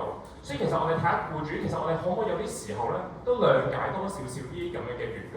所以其實件事嘅實情就係、是，無論係新鴻基集團啦，或者好多唔同嘅國際企業啦，香港嘅企業，下至香港上至國際，大家都採取一種彈性工作制度。大家可能會問啦，因為彈性工作制度，我哋都可以有離職權同時保障，但實情就係一山不容二虎，兩者不能夠並存於世。因為你彈性工作制度就係、我可以俾你喺屋企工作，但我其實唔知道究竟你係咪幾點鐘開始工作啦，幾點鐘開始下班，我係模糊緊我工作嘅界線。但你嘅離職權係有好清楚定立緊我上班同埋下班嘅時間，所以作為老細嘅我都唔知你係咪呢一刻係翻緊工嘅時候，我又點樣可以揾到你呢？所以實情就係呢一個彈性工作制度先至真正能夠對應唔同行業啊。而實情嘅有方自己都知嘅，依有豁免狀況，正因為有方自己都知道，有啲時候真係好重要嘅情況，所以一個權力原來係要分先後嘅。所以以往就話民道有先後，而家咧離線都分先後，因為有方自己都知，否則佢話呢啲社工就會罷就。以前話術業有專攻，而家就係連打個電話都打唔通。所以其實實情就係咁嘅，有方想要有權力包住所有人。但自己就將佢利處攬得好細，即係包緊啲最普通嘅情況，而最普通嘅情況壓力又有幾大咧？其實仲有個位，其實離線我哋唔需要保障咧，不嬲就已經有㗎啦。因為佢覆唔覆老細，除咗真係我哋真係要因為工作上嘅需要講翻全場論證咗呢種工作需要之外，更多嘅其實係一種職場上嘅禮儀同文化。其實就好似我哋生活當中，我哋有啲時候咧，可能翻到公司好大壓力，所以唔係好想同同事打招呼，我哋都唔需要保障拒絕打招呼權嘅。例如一個餐廳咁樣，即係可能好繁忙時段，你都唔需要保障我掛線權嘅。如果正如今日嘅辯論咁樣，其實我哋咧講完自己辯論之後就會鞠躬，可能唔排除有啲情況係真係會因為你鞠唔鞠躬而判你輸啦。咁但係咧，我哋都唔需要保障喺個菜譜度寫到明拒絕鞠躬權嘅。其實實情就係咁嘅，因為我呢啲普通情況覆唔覆老細機，其實更多嘅係一種禮貌性覆下佢幾句啊。你聽日會唔會翻嚟㗎？覆下佢一兩句，其實係一種禮尚往來，一種禮儀嚟嘅。而你今日嘅離線權就係將一種禮儀上升到法律層面，將勞資雙方放喺對立面，係加深呢個矛盾。所以整條法例只係南北講理，僱主受唔起，僱員亦都不受理，最終只會呢條法例無緣無故，亦都無理。多謝各位。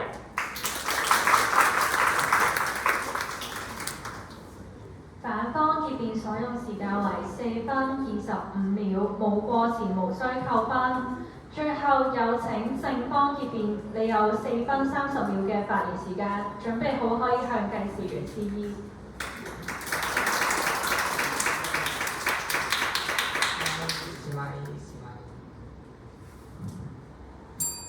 老細，我而家仲打緊比賽，遲啲先覆到你啊！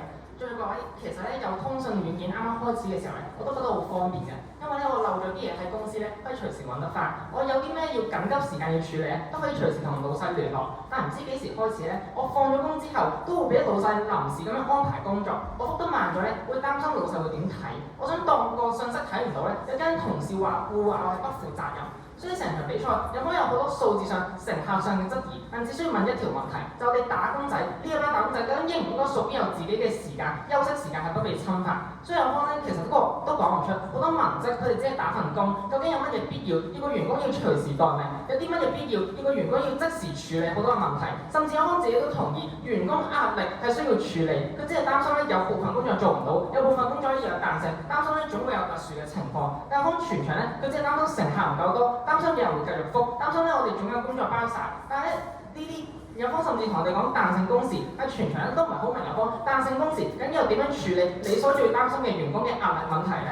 所以咧，有方咧佢自己都話彈性工時原來都唔係包晒所有工種，原來都會有豁免。但係咧，點解我哋今日嘅離線權又唔可以豁免，又要處理晒所有員工壓力，又要覆蓋晒所有工種先叫正立辯題呢？所以呢啲成效上嘅質疑，正正係有方自己都同意員工嘅休息時間、休息嘅權利係需要得到保障。所以呢條辯題唔係問緊我哋究竟有幾多人受惠，因為再少人受惠都好，佢都係一個保障，係劃清我哋工作同生活嘅界線。所以有方話咧，現況已經解決咗，而家咧有法可依，但係究竟係邊一條法例？僱傭條例點樣保障員工嘅離線權？點樣保障佢會不被解僱咧？有方都冇解釋過俾我哋聽。所以而家咧勞工嘅壓力係一個問題。內卷係一個問題，甚至工作文化係一個問題，但係呢啲唔係單靠離線權就解決得到。如果因為單純其他條例未做得好，一時三刻覆蓋唔到所有人，我哋係咪香港30年、50年之後都仲要一成不變呢？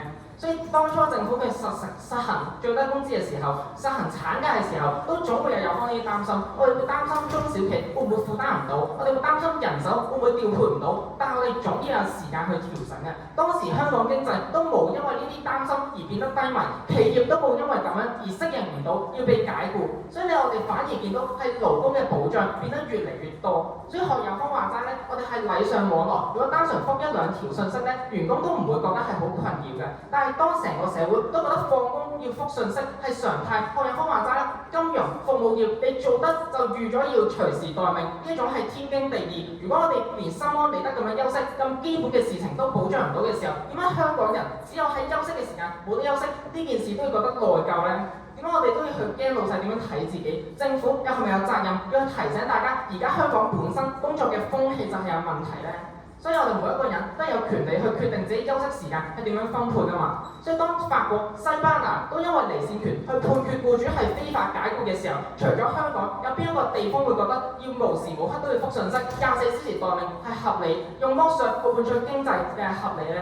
如果員工佢用休息時間工作，要無限內卷先可以獲得佢應有基本合理嘅升遷、合理嘅待遇，所以我哋究竟所謂嘅拼搏精神係咪就係一次又一次咁樣放下底線，用生存去捨棄生活呢？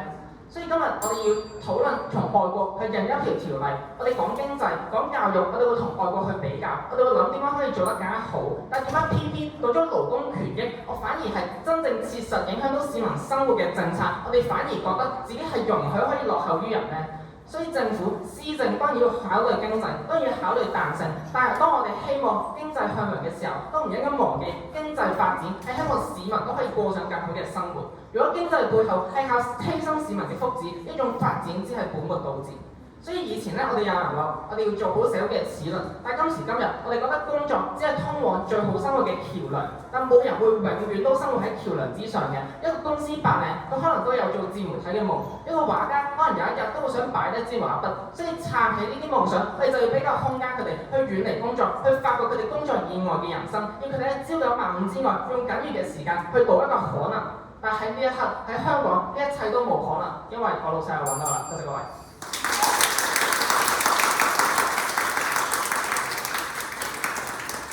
正當結辯所用時間為4分31秒，冇過時無需扣分。經過一番爭辯，比賽告一段落。而家先請評判稍作休息，亦都請台上嘅辯員到台下休息。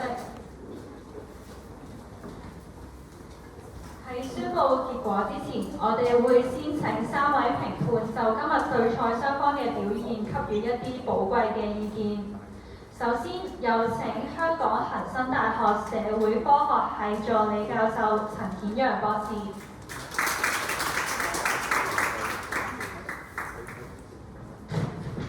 好，咁啊，好啦，首先都係再次多謝錯嘅邀請啦。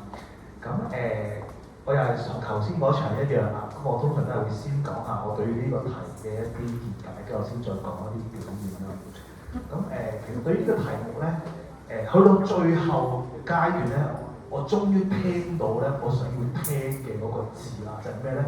其實即係正反雙方有一個位咧，就一路都拗咗好耐，就係關於即係嗰啲客戶 send message 啊，老闆揾唔揾你啊咁樣。咁但係去到差唔多好後期咧，我終於聽到咧就係、其實而家我哋講嘅係個離線權。離線權嘅意思係咩咧？嗰個重點係喺嗰個僱員嗰度，個客戶可以 send， 老闆可以揾，但係我有權覆係咪？因為呢個叫離線權咯。離線權係我想要 cut 咗條線啊嘛，係咪？好啦，但係問題嚟啦，其實就算冇錯係有離線權，但係個重點依然就係、究竟你夠唔夠膽離線？咁我夠唔夠膽離線嘅呢個即係呢個討論咧，就會翻到去就係之前中間有一段時間咧糾纏咗好耐嗰啲咩勞資審裁處嗰啲。咁但係咧呢一個其實咧唔係個重點，個重點其實一路都冇講得好清楚，就係你翻去例如欠薪，你知道即係香港當然啦，理論上你係即係7日之內要出工資啦。咁理論上即係如果僱主欠薪可以告佢係咪？可以投訴佢告佢。問題嚟啦，有幾多個僱員願意去告，夠膽去告？因為本身會牽涉一個好漫長嘅即係法律程序啦，亦都牽涉咗你就等於同老細攤牌啦，亦都等於你就同佢對簿公堂，亦都好可能最後嗰個罰則究竟係落喺嗰間公司度啊，落喺嗰個僱主嗰度啊，落喺個經理度咧，呢啲其實全部都係冇討論嘅。咁所以唔係單單話就係咩勞資審裁處有冇效，而係究竟你呢個離線權，你最後觸及到嘅就係究竟我作為一個僱員，我最後會唔會用？因為就算條法律喺度，等於好似欠薪咁樣，你最後都係唔承受係冇意思嘅，因為大家都知道，你等於就係要同僱主攤牌，而其實你最後都係會離開間公司㗎啦。就算冇人炒你唔炒你，當你搞到要同僱主對簿公堂，因為呢個離線權嘅時候，你都等於冇咗份工㗎，好大機會。喺個正常嘅職場入邊，好啦，咁所以呢個係我覺得即係冇好處理得好好嘅一個部分，即係雙方都糾結於嗰個咩勞資審裁處，我覺得咧係一路都未去到嗰個核心嘅問題。好啦，第二樣嘢咧，其實呢個亦都係即係中間亦都拗咗好耐嘅一個點咧，就係話咧，即係如果啲咩客戶好急 call 要揾你，社工咧嗰個案主要死啦，要自殺啦咁。咁個問題就係、其實呢啲各種各樣嘅一啲要求、需求。本身其實佢係咪包含喺嗰份工作嘅嗰個工種嘅入邊咧？例如，即係我一個地產經紀，我係地產經紀嘅時候，我基本上真係講得難聽啲，我差唔多24小時按 call。個原因好簡單，因為嗰張單我係有佣金收嘅，係咪？即係講緊你一張單，如果係嗰啲豪宅嘅過千萬，其實嗰張單簽得成可能係夠幾十萬即時進帳。咁變咗你喺呢個離線權嘅嗰個情況咧，其實佢可能就佢唔會用嗰個離線權啦，因為喂張單簽咗。我有着數嘅喎，調翻轉啦，我一個社工，咁啊社工我要應付我啲案主冇錯，佢有冇死到你唔有錢收，但係其實呢個亦都會牽涉到你本身你嗰種工種就係包含咗係有呢一啲咁樣嘅，即係超出平時朝9晚5嘅服務嘅時間咧，咁亦都即係可能社工個例子比較極端啲。如果我用另外一種講法，假設你係一個飛機師，大家都知道好多時飛機師係有 standby 嘅呢個安排嘅。就因為好多時突然之間有啲時候有啲即係運作上嘅調配，佢可能突然間要翻工，佢有時候要 standby 嘅。咁但係大家都明白，作為一個飛機師，佢人工咁高 ，standby 係佢本身人工包含嘅一部分。咁所以變咗喺呢個離線權嗰度，亦都冇討論到嘅問題就係、你其實唔係一個一刀切嘅佢認唔認機，而係某啲工種本身佢已經喺佢嘅工資或者佢嘅你去做呢份工嘅時候，你已經知道嗰啲係你需要做嘅嘢，而可能你個薪金已經反映咗我哋即係英文我哋叫 hardship money。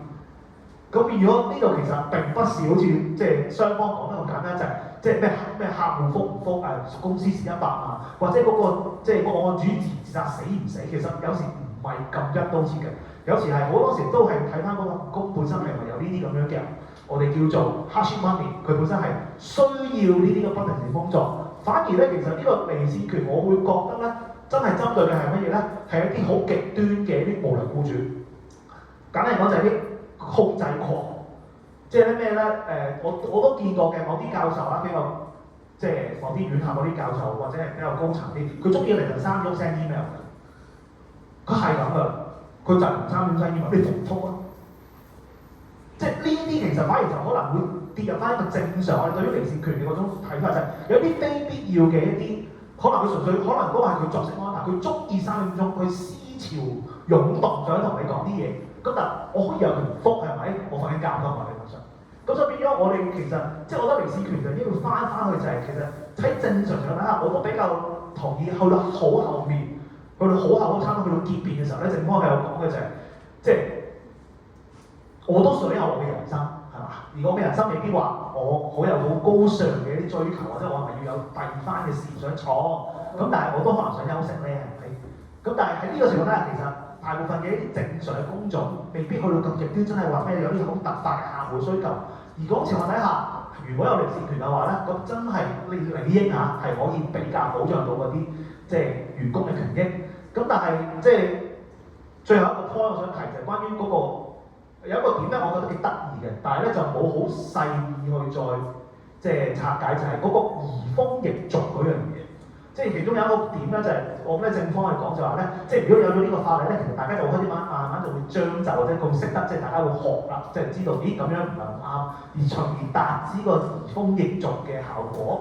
咁我覺得呢個點係可以再即係可以慢慢去再細心啲去再講。而當然啦，其實調翻轉啦，移風易俗係一回事，咁但係我哋即係我哋都知我哋香港人啦，就係大家都好精明啦，係咪？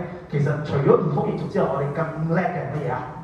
走法律啦，係啦，所以除咗移風易俗之外，都可能要諗啦。有咗條新法令嘅時候，其實可能會創造咗更多其他嘅方法去剝削嗰啲員工，去規避呢個所謂嘅離線權。呢個其實亦都係另一種移風易俗，不過係反向移風易俗啫。好啦，咁我通常最後就係講即係可能講少少即係個人嘅評語。咁但係我就即係我都覺得今次整體嚟講都，我覺得頭上一場，因為我啱啱做咗兩場。呢一場咧，即係呢兩隊咧個語速係急啲嘅，不過我覺得呢個係 style 嚟嘅，係啦。咁我通常都會建議可以慢翻少少，特別係咧，因為我見我見兩邊嘅義父都係比較急嘅，咁但係急唔係唔好，但係急個重點就係咧，你有時你一急嘅時候咧，我會發覺你會想講好多嘢，甚至有時候你會重複咗上你想講嘅，因為你急啊嘛，你急你講晒，時間未夠，我又再講多次。咁所以好多時咧，一開始噼里啪啦4個 point 啊，好勁啊，有4個 point，跟住之後咧，跟住你又嗰4個 point 重新再講多次，因為你急啊嘛，你急咗你仲有成2分鐘喎，咁你跟住又再重複講。咁所以如果係咁樣嘅，我倒不如就係你可唔可以，不如可以稍為慢翻，既然你有4個 point 要講，咁我覺得4分鐘我係慢慢講好嗰4個 point 咯，就好過你好急咁講完係好彩呢啲巴好似即係好似好 sharp 咁，好颱風啊壓場咁。咁但係壓完嗰2分鐘之後咧，無以為繼，我又重複再兜一次，跟住咧就東找西找嗰啲咁樣，就嗰間大學究竟喺澳洲定喺美國我都唔知咯。嗰間我對於澳洲嘅大學都幾熟嘅，但係嗰間大學好似唔係澳洲，咁而家就開始急有啲亂啦，咁兩邊都開始有啲亂啦，咁所以我就通常我都會比較中意就係慢速少少，其實所以你問話我個人咧，我就比較中意咧即係反方辯辯嗰種語速，嗰種係我好舒服嘅語速。咁但係當然啦，呢個係純粹個人嘅講法啦。可能有啲即係同事或者有啲即係其他同可能中意快啲唔出奇嘅。咁不過呢個純粹我自己見解。好多謝各位。評判委留步，我哋會致送紀念品。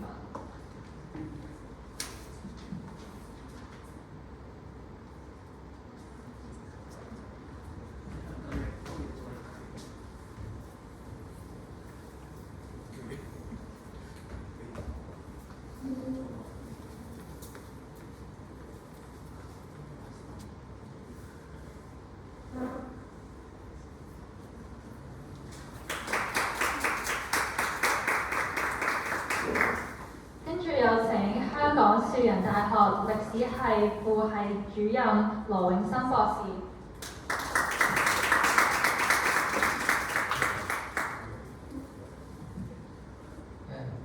首先澄清下，我冇做副系主任好耐啦，副教授啫，只係咁亦都再多謝大會再次俾機會我嚟做評判啦。咁聽咗場比較精彩嘅辯論先啦，但係我覺得有啲地方咧兩隊都有啲弱點，我想提出嚟下先。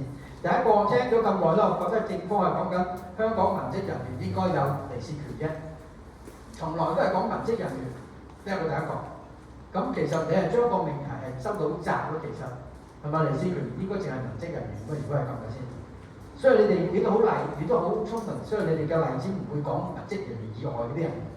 咁你知道個你知道個局限所在其實。咁如果帶咗個問題就係因為文職人員，咁所以其實好多時候你就帶咗第二個問題就係所謂嗰個緊急嘅豁免嗰個問題。咁如果係法例有太多豁免，其實冇乜意義嘅，係咪先？咁另外佢緊急嘅咧，譬如邊個嚟 define 咧？其實即係反方都有講啊。咁通常梗係老細啦，係咪先？老細叫你梗係緊急㗎啦，係咪？老細點會話唔緊急㗎？佢一定話緊急㗎。到時你又擺上去，即係嗰個叫做審裁處審裁都過晒秒啦，係咪先？所以呢個其實呢個係一個好大嘅問題嚟。呢度就即係其實亦都係反方講好似點樣define個豁免嘅問題先。有第三個問題就係過勞嘅問題啦。嗱，過勞同利是權冇關係嘅，其實係，因為過勞係工作量嚟㗎嘛，係你嘅 duty 嚟㗎嘛，係咪先？你嚟唔嚟線你都要做㗎，你嚟咗線你咪翻工做咯，係咪先？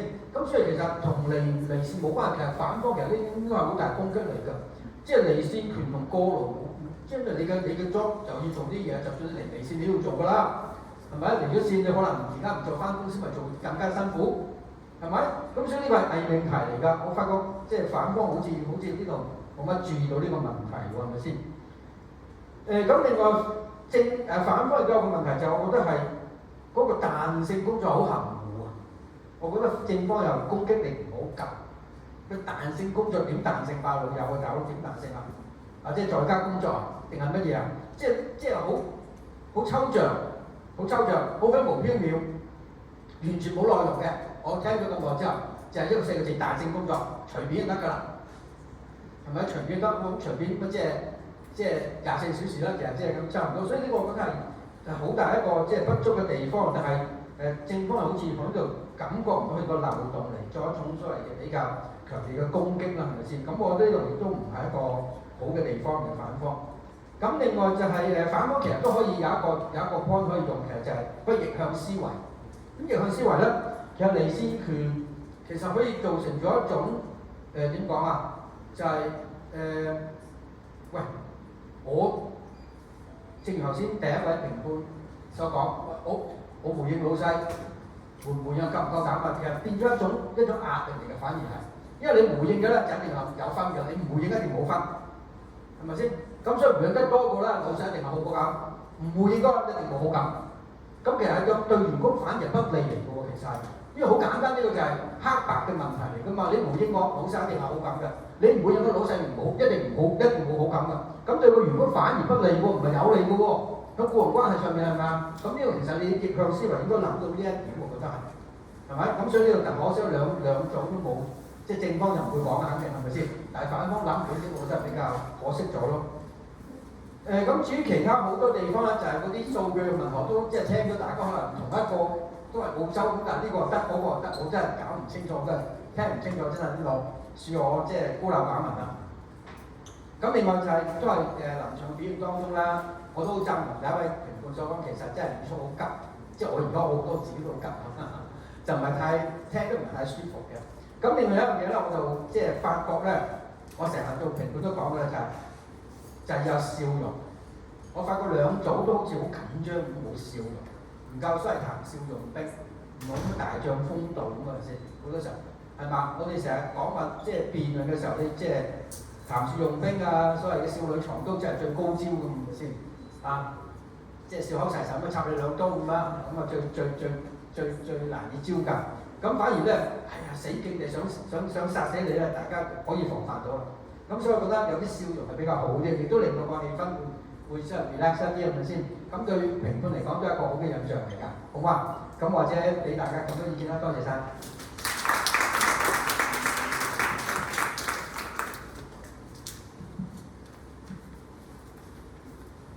評判留一留步，我哋會致送紀念品。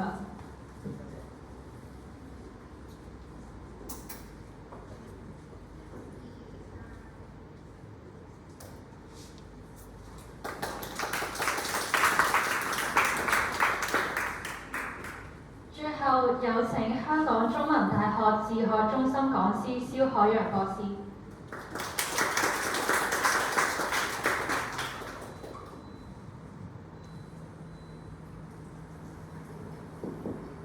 前米。好，感謝大會嘅邀請，兩位評判、文隊同學、各位觀眾大家好啊！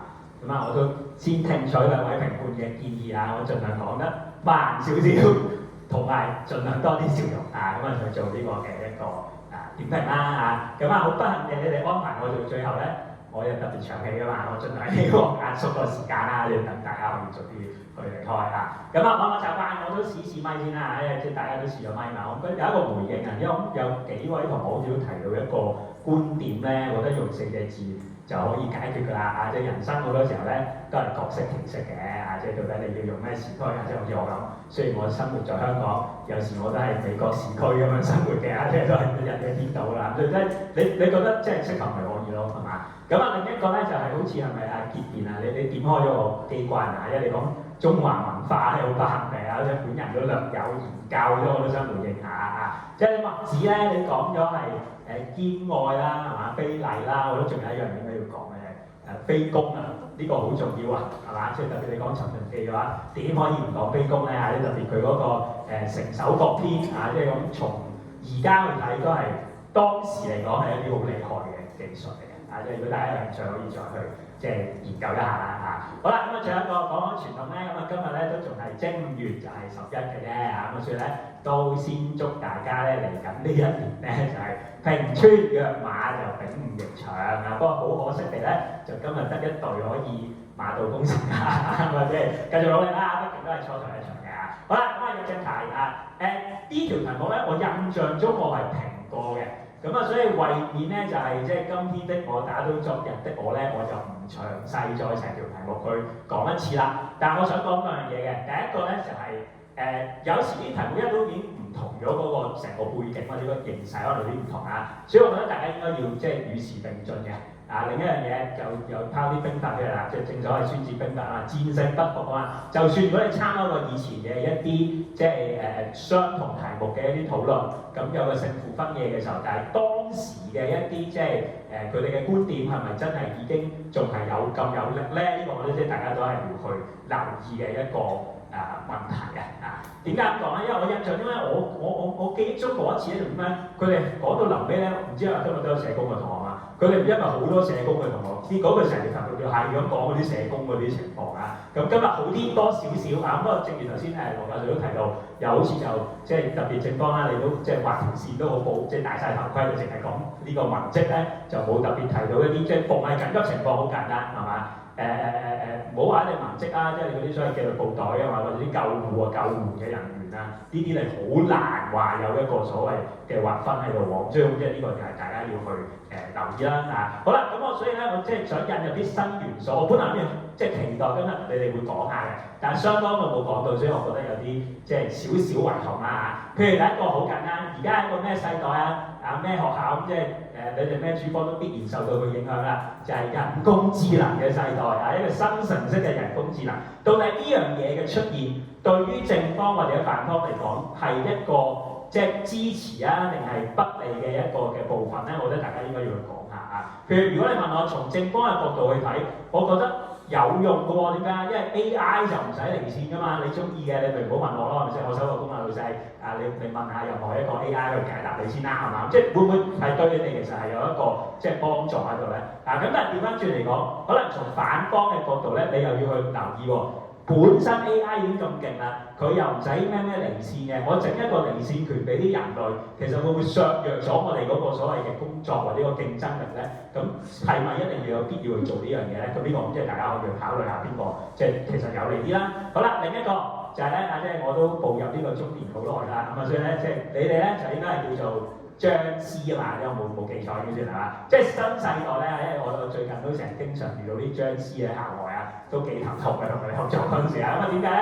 因為你哋好有風格嘅喎，咁所以咧你哋呢一代，如果你問我離線權從正方嘅角度嚟講，我覺得合適啦，因為切合我哋呢一代嘅工作文化啊嘛，係咪先啦？即係甚至乎有啲你自動都即係你唔好工作，即係唔好話工作以外咧，工作期間都會嚟咗線，我都聽過啦，係咪先啦？即係如果係咁樣嘅時候，係咪對你哋嚟講係更有利嘅一個部分啦。咁但係調翻轉就正如我所講啦，其實 Jazz 你都自己識得調節自動離線嘅時候，咁呢個所謂離線權係咪一定又係一個必要咧？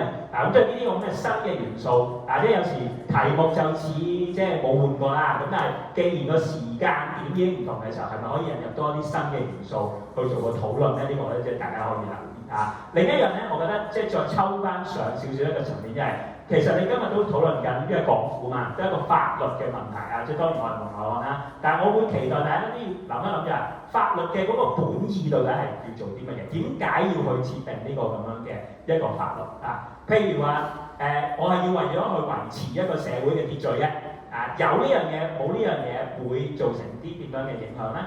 又或者我係要保障權益嘅，呢個就相當都談多啲啦。因為好簡單，你甚至乎去爭論一下呢個係咪一個權益？呢個你應該係要去諗嘅一個問題咁第三個啦，呢個就大家都冇提到啦。法律其實我哋係要維持嗰個所謂公平公義嘅，係嘛？即係舊年定前年嗰啲啦，係嘛？即係今日喺呢度everything is wrong 咁樣嗰啲，點解會有呢啲咁嘅問題因為我就要諗下，你做嘅呢樣嘢係會唔會令到個社會更加公平或者公義嘅？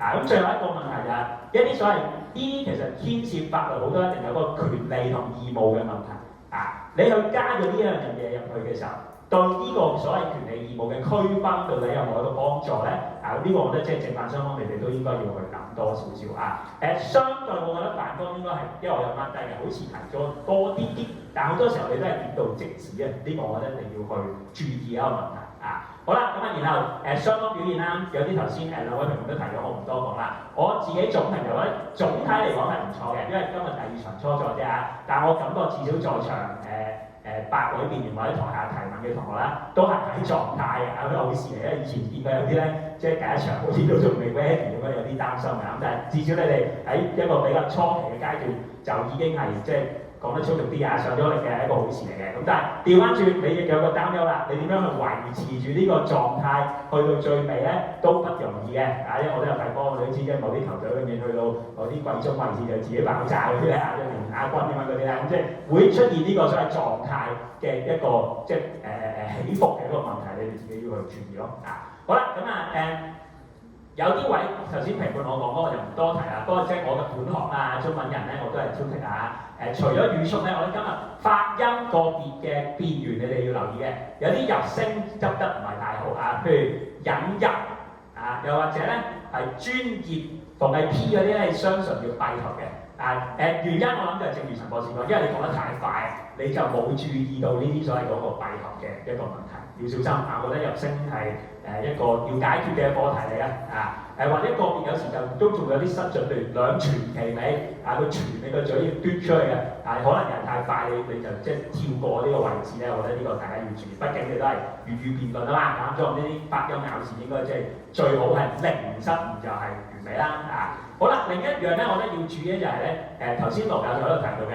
好多時候咧你冇解釋一啲觀點嘅內涵譬如今日大家講好多離線，但係權呢樣嘢係講得唔多嘅，特別喺政綱嗰個部分，你應該要講多少少呢個權到底係一個點樣嘅一個問題咁調翻轉咧都係啦，彈性工作咧我都覺得係，我聽咗好耐我都想，你係想講work from home定係想講其他嘢咧你係需要俾一個多少少嘅內涵佢，因為我嘅理解咧有一啲嘅公司所謂嘅彈性工作咧，其實佢係有核心時間嘅，即係有啲咩 core time something嘅。可能朝10晚3咧，你係一定都係要工作嘅，只不過咧你就可以即係選擇晏啲返或者遲啲放工咁解啫咁樣。咁呢類型你就要留意啦。如果你講緊嘅係唔同類別嘅一種所謂彈性工作嘅時候，好難回覆嘅，即係但係調翻轉其實政綱你就應該要去攻擊佢啦。喂，你呢個好虛無縹緲喎，你講個彈性工作點彈㗎先得㗎？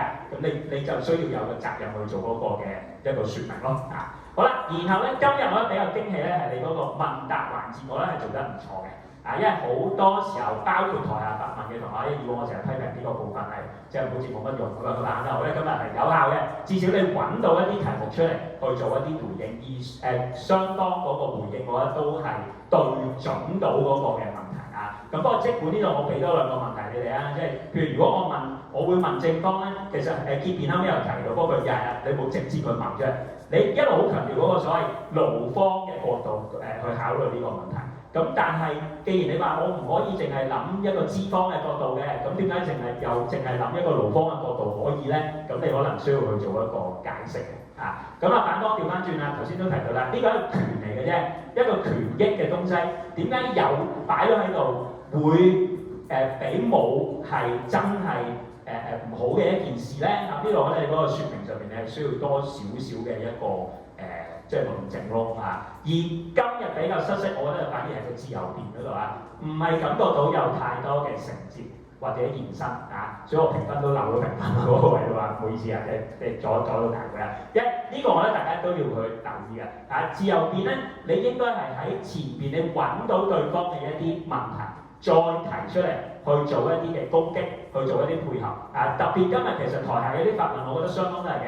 有即係中英文集啦，有 set 咗啲位想俾你去攻擊嘅，但係似乎去到台上你哋做自由辯嘅時候，又將佢即係拋諸腦後，又冇再繼續去做嗰個嘅一個銜接啦。咁呢個我覺得即係大家都係要去留意嘅一個問題咯，好嘛？啊，咁我大概要講係咁多，感謝各位。但評判都留一留喎。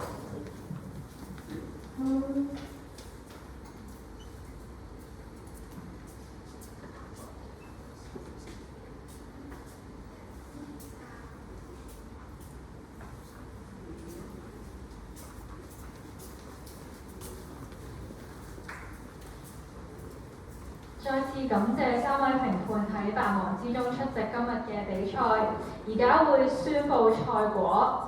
喺宣布賽果之前，會先公布今場比賽嘅最佳辯論員。今場嘅最佳辯論員為反方香港大學結辯莫君如同學。恭喜莫同學。跟住我哋會宣布今日嘅比賽結果。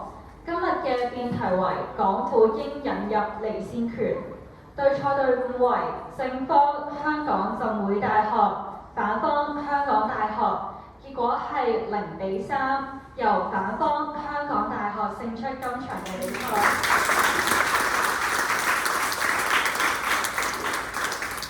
今日嘅比賽正式完結，多謝各位。